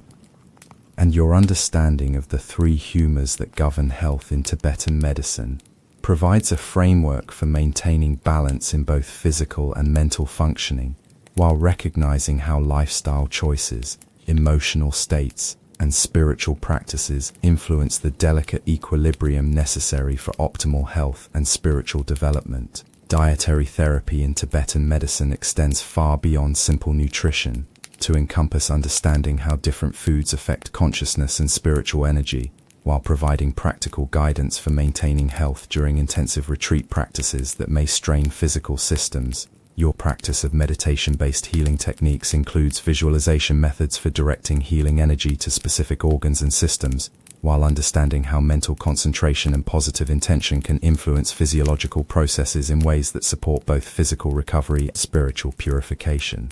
The preparation and administration of precious pill medicines involves complex ritual procedures that combine pharmaceutical knowledge with spiritual practice, as these expensive and potent medicines are believed to contain the healing power of enlightened beings along with their herbal and mineral ingredients. Massage and bodywork techniques in Tibetan medicine require understanding energy channels and pressure points while developing healing touch that combines physical manipulation with spiritual healing energy transmitted through the hands of practitioners who have purified their motivation and blessed their healing abilities.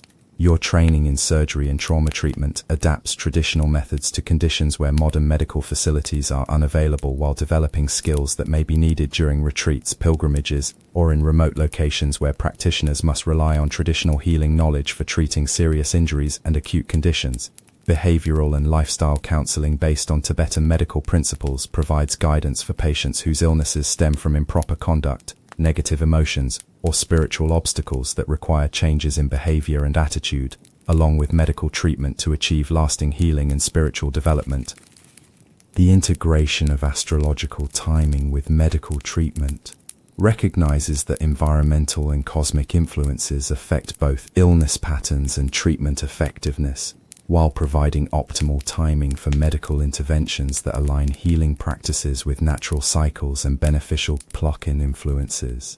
Your development of healing empathy and compassionate presence becomes as important as technical medical knowledge, while understanding how the healer's spiritual state affects treatment outcomes, and how genuine compassion can serve as medicine that supports both physical recovery, spiritual transformation.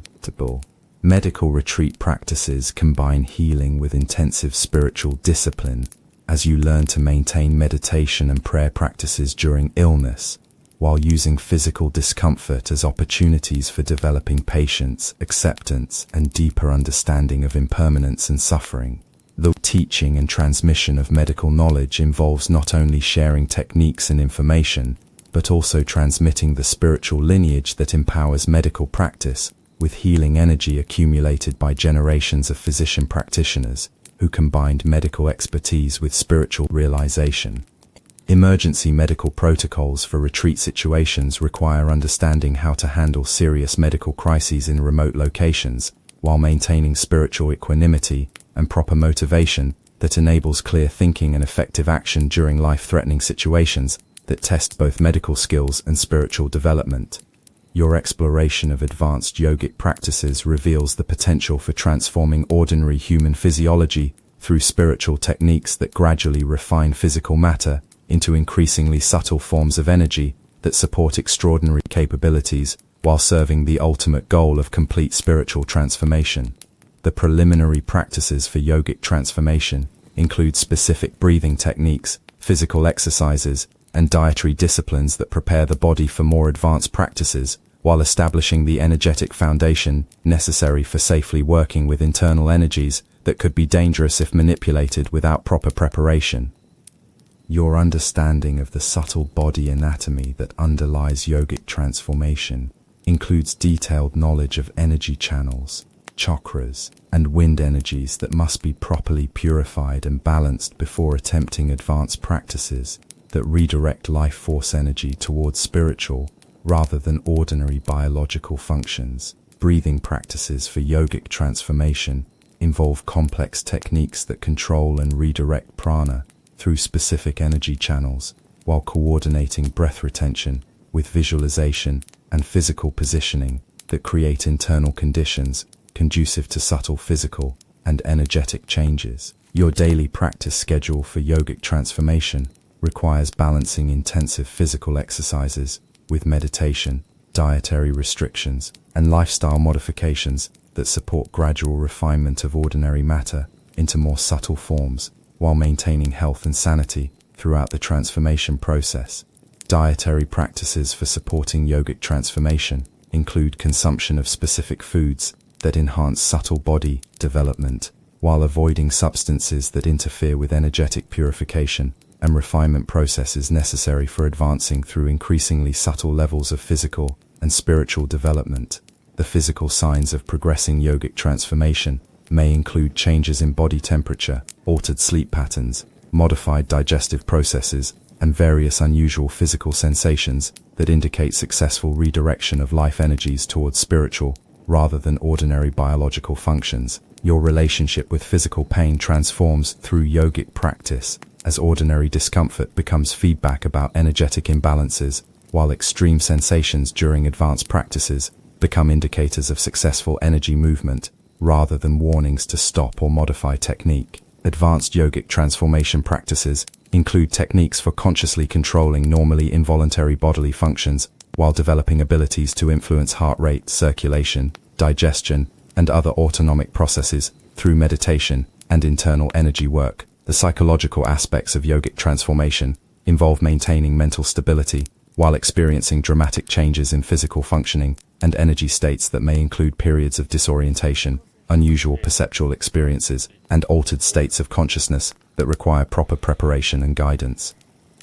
Your integration of yogic transformation practices with conventional monastic activities requires adapting daily schedules and community responsibilities to accommodate intensive practices that may require irregular eating, sleeping, and activity patterns while maintaining participation in community life. The safety considerations for advanced yogic practices include understanding warning signs of excessive or inappropriate practice, while developing relationships with qualified teachers who can provide guidance for navigating the challenges and potential dangers associated with working with internal energies. Social relationships during intensive yogic transformation may become strained as changes in consciousness and physical functioning create differences in interests, abilities, and concerns that separate advancing practitioners from those following more conventional spiritual paths. Your teaching responsibilities for yogic transformation practices require extraordinary caution and discrimination in selecting appropriate students while providing proper preparation and ongoing supervision for practices that could be harmful if attempted without adequate foundation and guidance. The ultimate goals of yogic transformation extend beyond developing extraordinary capabilities to encompass complete spiritual realization that may eventually transcend the need for physical form altogether, while serving all beings through manifestation of enlightened activity in whatever forms prove most beneficial.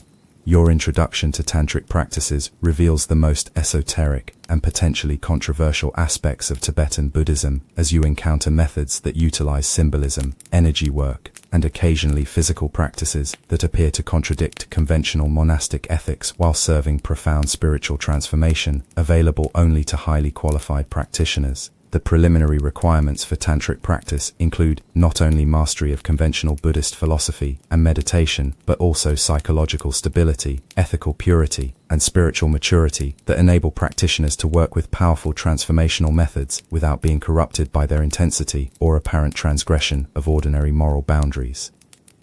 Your understanding of deity yoga practices involves learning to visualize yourself as enlightened beings while understanding these practices as methods for recognizing your own innate Buddha nature, rather than mere imagination or role-playing that lacks genuine spiritual significance. Initiation into specific tantric practices requires receiving empowerment from qualified masters who have themselves received proper transmission, while taking on additional vows and commitments that may include practices or lifestyle modifications not required for conventional Buddhist practitioners. The visualization techniques used in tantric practice require developing extraordinary concentration and imagination, while maintaining clear understanding that visualized deities and spiritual environments represent aspects of enlightened consciousness rather than external beings or places with independent existence. Your daily tantric practice schedule often includes intensive visualization sessions, mantra recitation, and physical exercises that may require hours of uninterrupted concentration, while integrating these practices with conventional meditation and study responsibilities without conflicts or interference. Mantra practice in Tantric Buddhism involves reciting specific sacred syllables that are believed to contain the essence of enlightened beings, while understanding how sound vibrations can influence consciousness and energy states in ways that support spiritual transformation and realization. The use of sacred substances in tantric practice may include blessed materials, ritual implements, and occasionally substances that would normally be prohibited for monks, while understanding these materials as supports for spiritual practice rather than objects of attachment or sensual indulgence.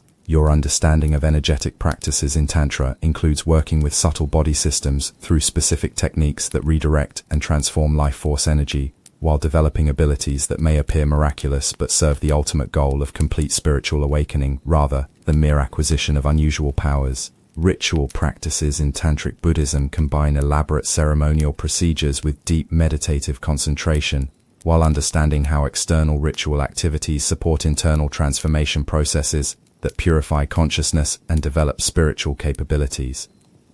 The secrecy surrounding tantric practices serves both to protect methods that could be harmful if practiced incorrectly, and to preserve the sacred nature of transmissions that lose their power when treated casually or shared inappropriately with unqualified recipients. Your relationship with tantric consorts, where applicable, involves understanding that these relationships serve specific spiritual purposes rather than ordinary romantic or sexual gratification, while maintaining proper motivation and understanding that transforms physical interaction into spiritual practice. Advanced tantric practices may include techniques that appear to violate conventional moral boundaries while serving profound spiritual purposes that can only be properly understood and safely practiced by individuals who have transcended ordinary attachment and developed genuine realization of emptiness. The integration of tantric practices with conventional monastic life requires extraordinary discretion and wisdom, while balancing advanced spiritual methods with community responsibilities and maintaining appropriate conduct that does not create confusion or scandal among less experienced practitioners. Your teaching responsibilities for tantric practices involve the most careful evaluation of student qualifications, while providing proper preparation and ongoing guidance for methods that require exceptional spiritual maturity and could be dangerous or corrupting if transmitted inappropriately or practiced without proper understanding. Your understanding of monastery design reveals how every aspect of religious architecture serves spiritual purposes through spatial arrangements that guide consciousness toward enlightenment, while creating physical environments that enhance rather than distract from intensive spiritual practice and contemplative life. The orientation and positioning of monastery buildings follows principles of sacred geometry and environmental harmony that align human habitation with natural energy flows, while creating protected spaces where spiritual practice can flourish without interference from worldly distractions and negative influences. Your daily movement through monastery spaces becomes a form of walking meditation, as corridors, courtyards, and chambers are designed to promote mindfulness and spiritual awareness while providing practical routes that serve community needs without creating chaos or distraction during communal activities. Prayer halls and meditation spaces utilize specific proportions, materials, and decorative elements that induce states of consciousness conducive to spiritual practice, while creating acoustic environments that enhance chanting, debate, and other vocal practices, essential for monastic life. The central shrine rooms contain elaborate altar arrangements that serve as focal points for community worship, while providing three-dimensional mandalas that guide visualization practices and offer symbolic representations of enlightened consciousness that inspire and instruct practitioners. Your participation in the maintenance and decoration of sacred spaces includes understanding how cleaning, arranging offerings, and caring for religious objects becomes forms of devotional practice that purify motivation while serving the practical needs of community worship and individual spiritual development. Living quarters within monastic complexes balance privacy needs with community requirements while creating intimate spaces that support individual practice without isolation from the social bonds and mutual support necessary for sustained spiritual development in religious community.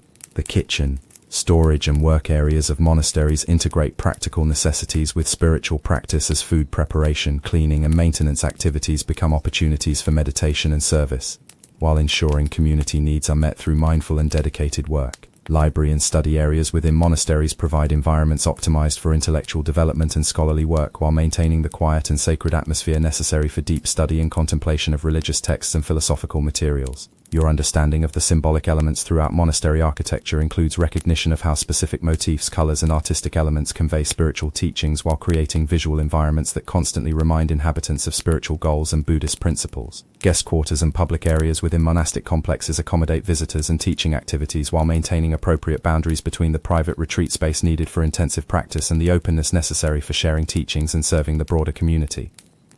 Seasonal adaptations in monastery use reflect understanding of how changing weather and daylight patterns affect spiritual practice, while providing flexibility for adjusting communal schedules and individual retreats to take advantage of environmental conditions that enhance different types of contemplative work.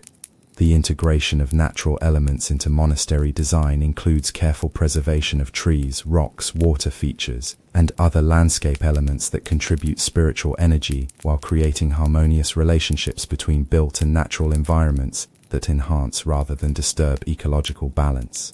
Defensive and protective elements in monastery architecture serve both practical security needs and spiritual protection, while creating boundaries that preserve the sacred atmosphere necessary for intensive practice without complete isolation from the world that monastics serve through their spiritual development. Your participation in construction and renovation projects provides opportunities for understanding traditional building techniques while engaging in physical work that serves community needs through labor that becomes meditation and service rather than mere manual activity.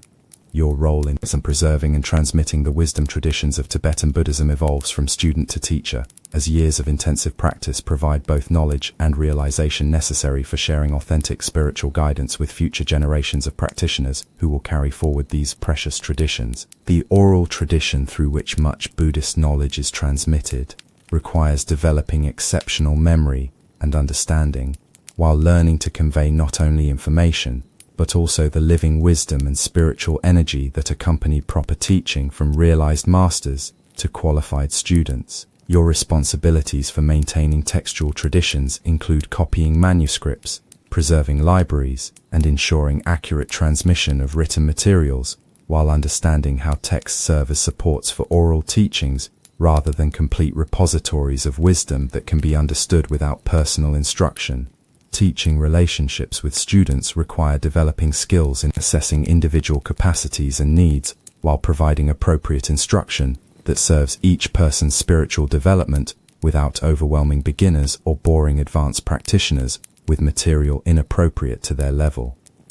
The lineage connections that authorize authentic teaching involve receiving proper transmission from qualified masters while taking on responsibilities for maintaining the purity and effectiveness of spiritual methods that have been refined through centuries of practice and realization. Your adaptation of traditional teachings to contemporary circumstances requires wisdom to distinguish essential principles from cultural forms while preserving authentic spiritual content despite changes in language, social conditions, and student backgrounds that may require modified presentation methods. Examination and evaluation of student progress involves developing sensitivity to subtle signs of spiritual development, while providing feedback and guidance that encourages growth without creating pride or discouragement that interfere with authentic spiritual advancement.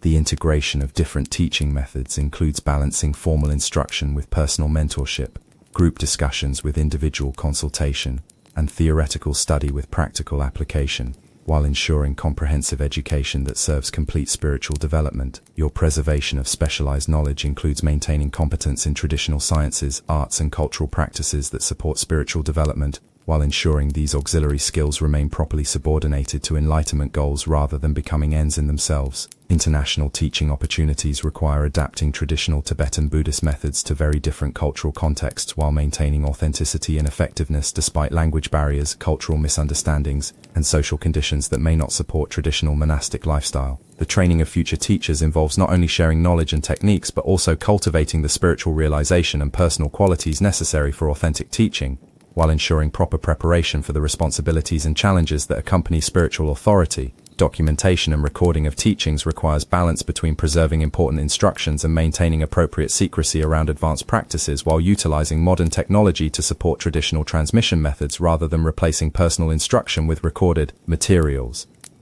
Your evaluation of contemporary spiritual needs includes understanding how traditional practices serve people living in very different circumstances, while maintaining flexibility and creativity in presentation without compromising essential content or effectiveness of authentic spiritual methods. Scholarly activities and research projects contribute to broader understanding of Tibetan Buddhist traditions while ensuring academic study serves spiritual development rather than becoming mere intellectual exercise divorced from practical application and genuine realization. The integration of traditional wisdom with contemporary knowledge requires understanding how modern discoveries in science, psychology, and other fields relate to ancient spiritual insights, while maintaining proper perspective about the relative importance of worldly knowledge compared to liberation from suffering.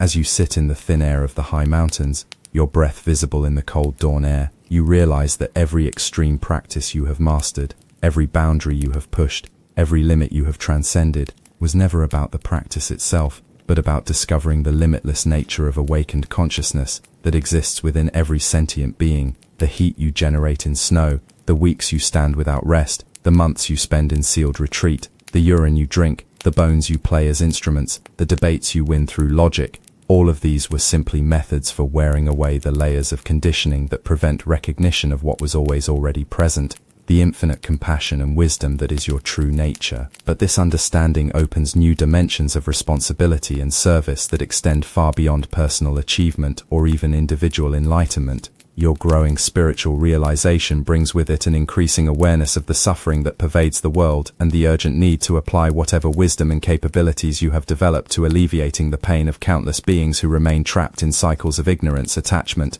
and suffering that you are gradually learning to transcend. The bodhisattva vows you have taken throughout your monastic career take on new meaning as your capacity for actually fulfilling them develops through years of intensive practice that have transformed theoretical compassion into lived reality and abstract wisdom into practical understanding of how to benefit others through skillful means. Your teaching responsibilities expand beyond the monastery walls as requests arrive from distant communities seeking spiritual guidance, medical assistance, and practical wisdom from someone whose extreme practices have demonstrated both genuine realization and the kind of dedication that inspires confidence in your ability to provide authentic help. The challenge of translating your monastery-based insights into guidance for lay practitioners requires developing new skills in adapting traditional practices to the circumstances of people who must maintain families, earn livelihoods, and navigate social responsibilities while still pursuing genuine spiritual development. Your medical knowledge gained through traditional Tibetan healing arts becomes increasingly important as communities throughout the region face health challenges that cannot be addressed through conventional remedies, while your reputation for extraordinary discipline and spiritual power creates expectations that you can provide miraculous healing. Political and social responsibilities emerge as local leaders seek your counsel on matters ranging from agricultural practices to conflict resolution. While your status as someone who has transcended ordinary self-interest makes you a trusted advisor for decisions affecting entire communities, the preservation of cultural and spiritual traditions becomes your responsibility, as social changes threaten to destroy centuries of accumulated wisdom, while your deep understanding of both traditional methods and their essential purposes enables you to guide adaptation without losing authentic content. Your role in training the next generation of practitioners expands beyond monastery-based instruction to include identifying and nurturing spiritual talent wherever it appears, while ensuring that authentic wisdom transmission continues despite changes in social conditions, educational opportunities. International connections develop as word of your accomplishments spreads beyond Tibet, bringing visitors from distant countries who seek to understand the methods that enabled your extraordinary development, while offering opportunities to share Tibetan Buddhist wisdom with much broader audiences. Environmental stewardship becomes part of your spiritual practice as you recognize the intimate connections between ecological health and human spiritual development, while understanding that protecting sacred landscapes serves not only current practitioners but future generations who will need these resources for their own spiritual journey. The integration of spiritual practice with social action requires constant discernment about how to serve others most effectively while maintaining the spiritual discipline and contemplative depth that make your service authentic rather than merely busy activity that lacks genuine wisdom or transformative power. Your understanding of interdependence deepens through direct experience of how individual spiritual development affects entire communities, while recognizing that personal liberation cannot be separated from the welfare of all beings who share the interconnected web of existence. Your transition of student to teacher unfolds gradually, as years of intensive practice provide both the knowledge and spiritual authority necessary for guiding others through the same transformational processes you have experienced, while adapting your instruction to meet the unique needs and capacities of each individual seeker. The first students drawn to your guidance often include fellow monks seeking more intensive practice and lay practitioners whose spiritual hunger cannot be satisfied through conventional religious observances, while your reputation for mastering extreme disciplines attracts those ready for serious commitment to transformation. Your teaching methods evolve through direct experience of what works most effectively for different personality types and spiritual capacities, while learning to balance encouragement with realistic assessment of what each student can accomplish safely and beneficially at their current stage of development. The challenge of maintaining humility while accepting teaching authority requires constant vigilance against pride and spiritual materialism, while understanding that genuine humility sometimes demands accepting responsibilities that you might personally prefer to avoid, but that serve the greater good.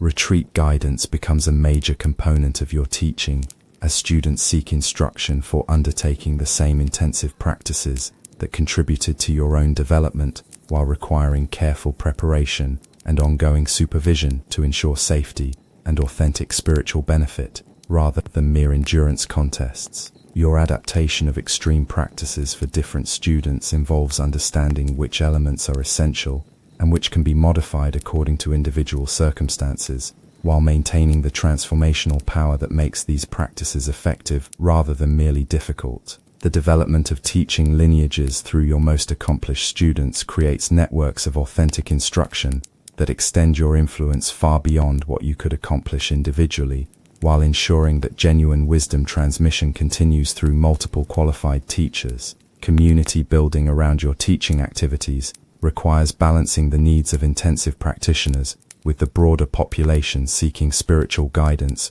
while creating environments that support serious practice without excluding those who cannot commit to extreme disciplines. Your integration of traditional methods with contemporary needs involves constant discernment about how to preserve essential spiritual content while adapting presentation and practice methods to serve people whose lives differ dramatically from traditional monastic circumstances. The responsibility for student welfare extends beyond spiritual instruction to include practical guidance about health, relationships, livelihood, and other aspects of life that affect spiritual development, while maintaining appropriate boundaries that preserve teaching authority and student autonomy. International teaching opportunities require learning to communicate across cultural and language barriers, while adapting Tibetan Buddhist methods to very different social contexts without losing authenticity or effectiveness in transmission of genuine wisdom.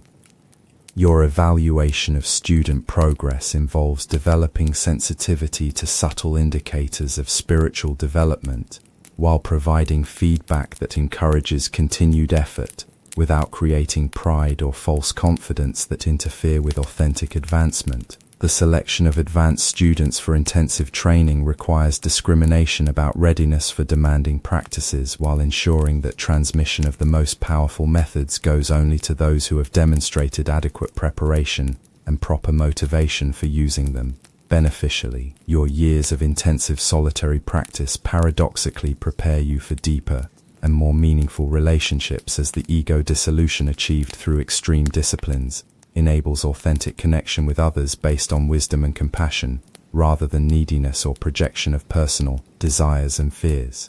Family relationships transform as your spiritual development affects your interactions with relatives who may not understand your path but benefit from your increased patience, wisdom, and genuine care for their welfare, rather than the conditional love based on personal preferences that characterized earlier relationships. Your connections with fellow practitioners deepen through shared understanding of the challenges and rewards of intensive practice, while creating bonds of spiritual friendship that transcend ordinary social relationships based on personality compatibility or shared interests. Teacher-student relationships become mutual exchanges of wisdom and service, as you both receive instruction from senior teachers and provide guidance to junior students, while understanding that everyone serves everyone else in the interconnected network of spiritual development and awakening. Community leadership responsibilities develop naturally as your spiritual authority creates expectations that you will help resolve conflicts, provide guidance for important decisions, and serve as a moral example that inspires others to pursue their own spiritual development. Your relationship with the natural environment deepens through years of practice in harmony with ecological cycles, while developing sensitivity to the spiritual energies present in landscapes, weather patterns, and seasonal changes that enhance contemplative practice and environmental stewardship. International connections expand your understanding of how spiritual principles manifest across different cultures, while providing opportunities to share Tibetan Buddhist wisdom with global audiences. Seeking authentic guidance for spiritual development and practical wisdom for contemporary challenges. Political relationships require careful balance between spiritual authority and worldly influence, while maintaining the independence necessary for providing honest guidance that serves higher principles rather than partisan interests or personal advantage. Your economic relationships transform as detachment from material accumulation enables generous sharing of resources, while developing sustainable means of supporting spiritual activities without compromising the simplicity and non-attachment that characterize authentic monastic life. Medical relationships with patients become opportunities for practicing compassion, while sharing healing knowledge gained through traditional training and spiritual practice. Treating physical ailments while addressing underlying spiritual causes of illness and suffering. Academic and scholarly relationships provide opportunities for preserving and sharing traditional knowledge, while engaging with contemporary research and educational institutions that can benefit from ancient wisdom, while contributing modern insights to traditional understanding. Artistic and cultural relationships enable creative expression of spiritual insights, while supporting preservation of traditional arts and development of new forms that convey timeless wisdom through contemporary media and cultural expressions. Your relationship with time itself transforms through spiritual development as linear progression gives way to cyclical understanding of how spiritual qualities develop and express themselves through recurring patterns of growth, service, and deeper realization that spiral upward toward complete awakening. Your personal spiritual development creates expanding circles of influence that affect not only those who directly receive your teaching, but entire communities that benefit from the presence of someone whose extreme practices have generated genuine wisdom and compassion that naturally radiates to benefit countless others. Agricultural communities seek your advice about farming practices, weather prediction, and land use, while your deep connection with natural cycles and environmental awareness provides practical guidance that improves crop yields and ecological sustainability, while demonstrating how spiritual development serves mundane welfare. Medical communities benefit from your knowledge of traditional healing, while your reputation for extraordinary discipline and spiritual power creates confidence in your diagnoses and treatments that enhances healing through the placebo effect, and genuine medical expertise gained through traditional training invite your participation in developing curricula and teaching methods that integrate spiritual wisdom with conventional subjects, while your example of lifelong learning and intellectual discipline inspires students and teachers to pursue knowledge with greater dedication and purpose. Business communities seek guidance about ethical practices and sustainable development, while your freedom from material attachment enables clear advice about economic decisions that serve long-term community welfare rather than short-term profit maximization. Your influence on family structures promotes harmony and mutual support, as your teachings about compassion and interdependence help resolve conflicts while encouraging individuals to prioritize family welfare over personal desires that create discord and suffering.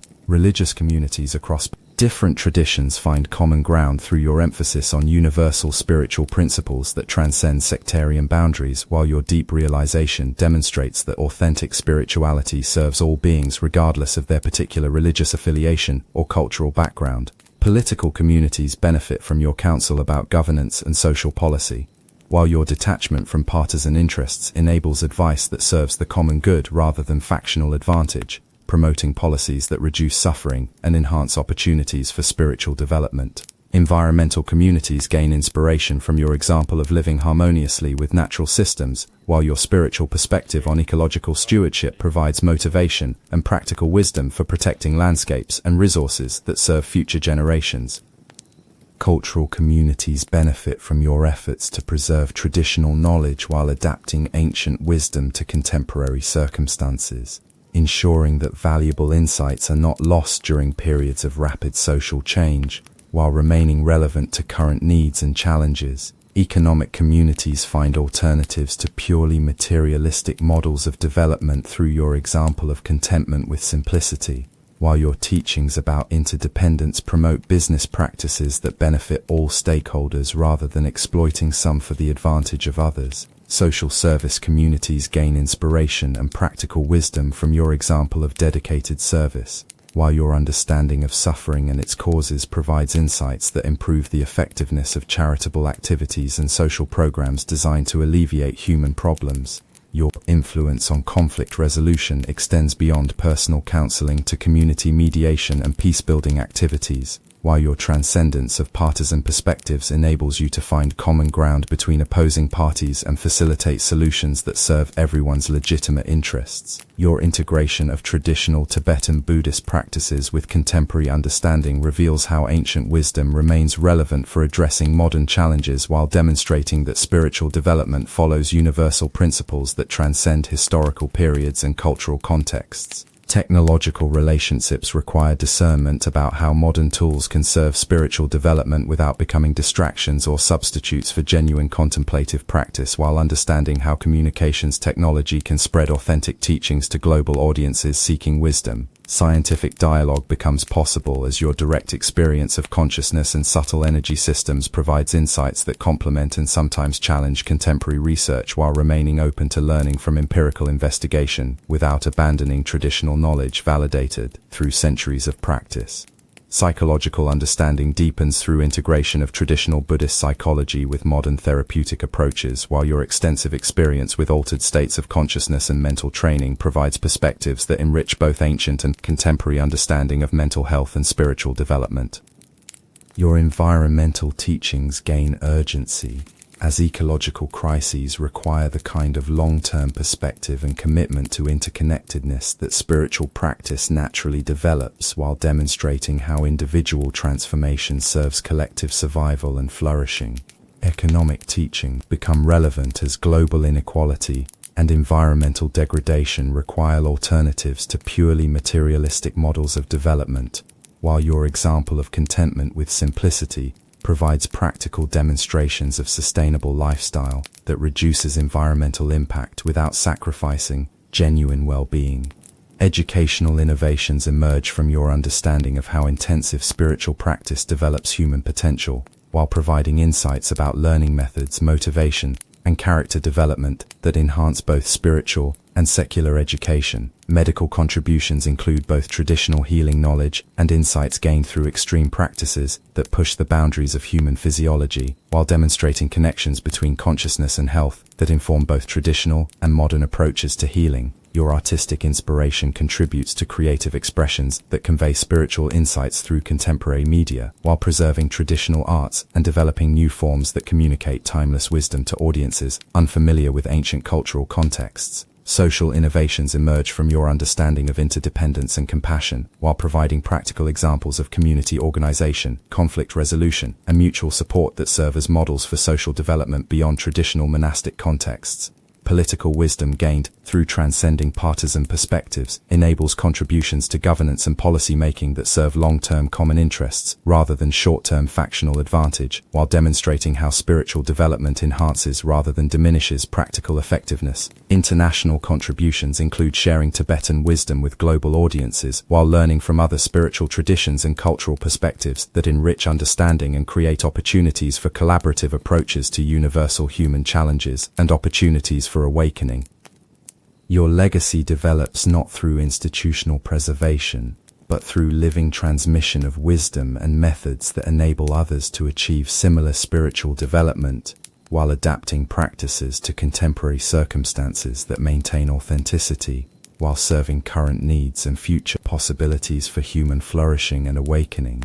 As the stars wheel overhead in the crystalline darkness of the high plateau, you understand that your journey from ordinary human being to someone capable of extraordinary feats was never really about the feats themselves, but about discovering that the extraordinary is simply the ordinary seen clearly, that miracles are simply nature functioning according to laws deeper than most people recognize, and that the true marvel is not that some humans can generate heat in snow or stand motionless for weeks, but that every moment of existence offers opportunities for awakening that are as close as the next breath, as available as the present instant, and as profound as the recognition that the one seeking enlightenment and the one who has always been enlightened were never separate, not even for the duration of a single thought about seeking or finding or practicing or achieving anything at all.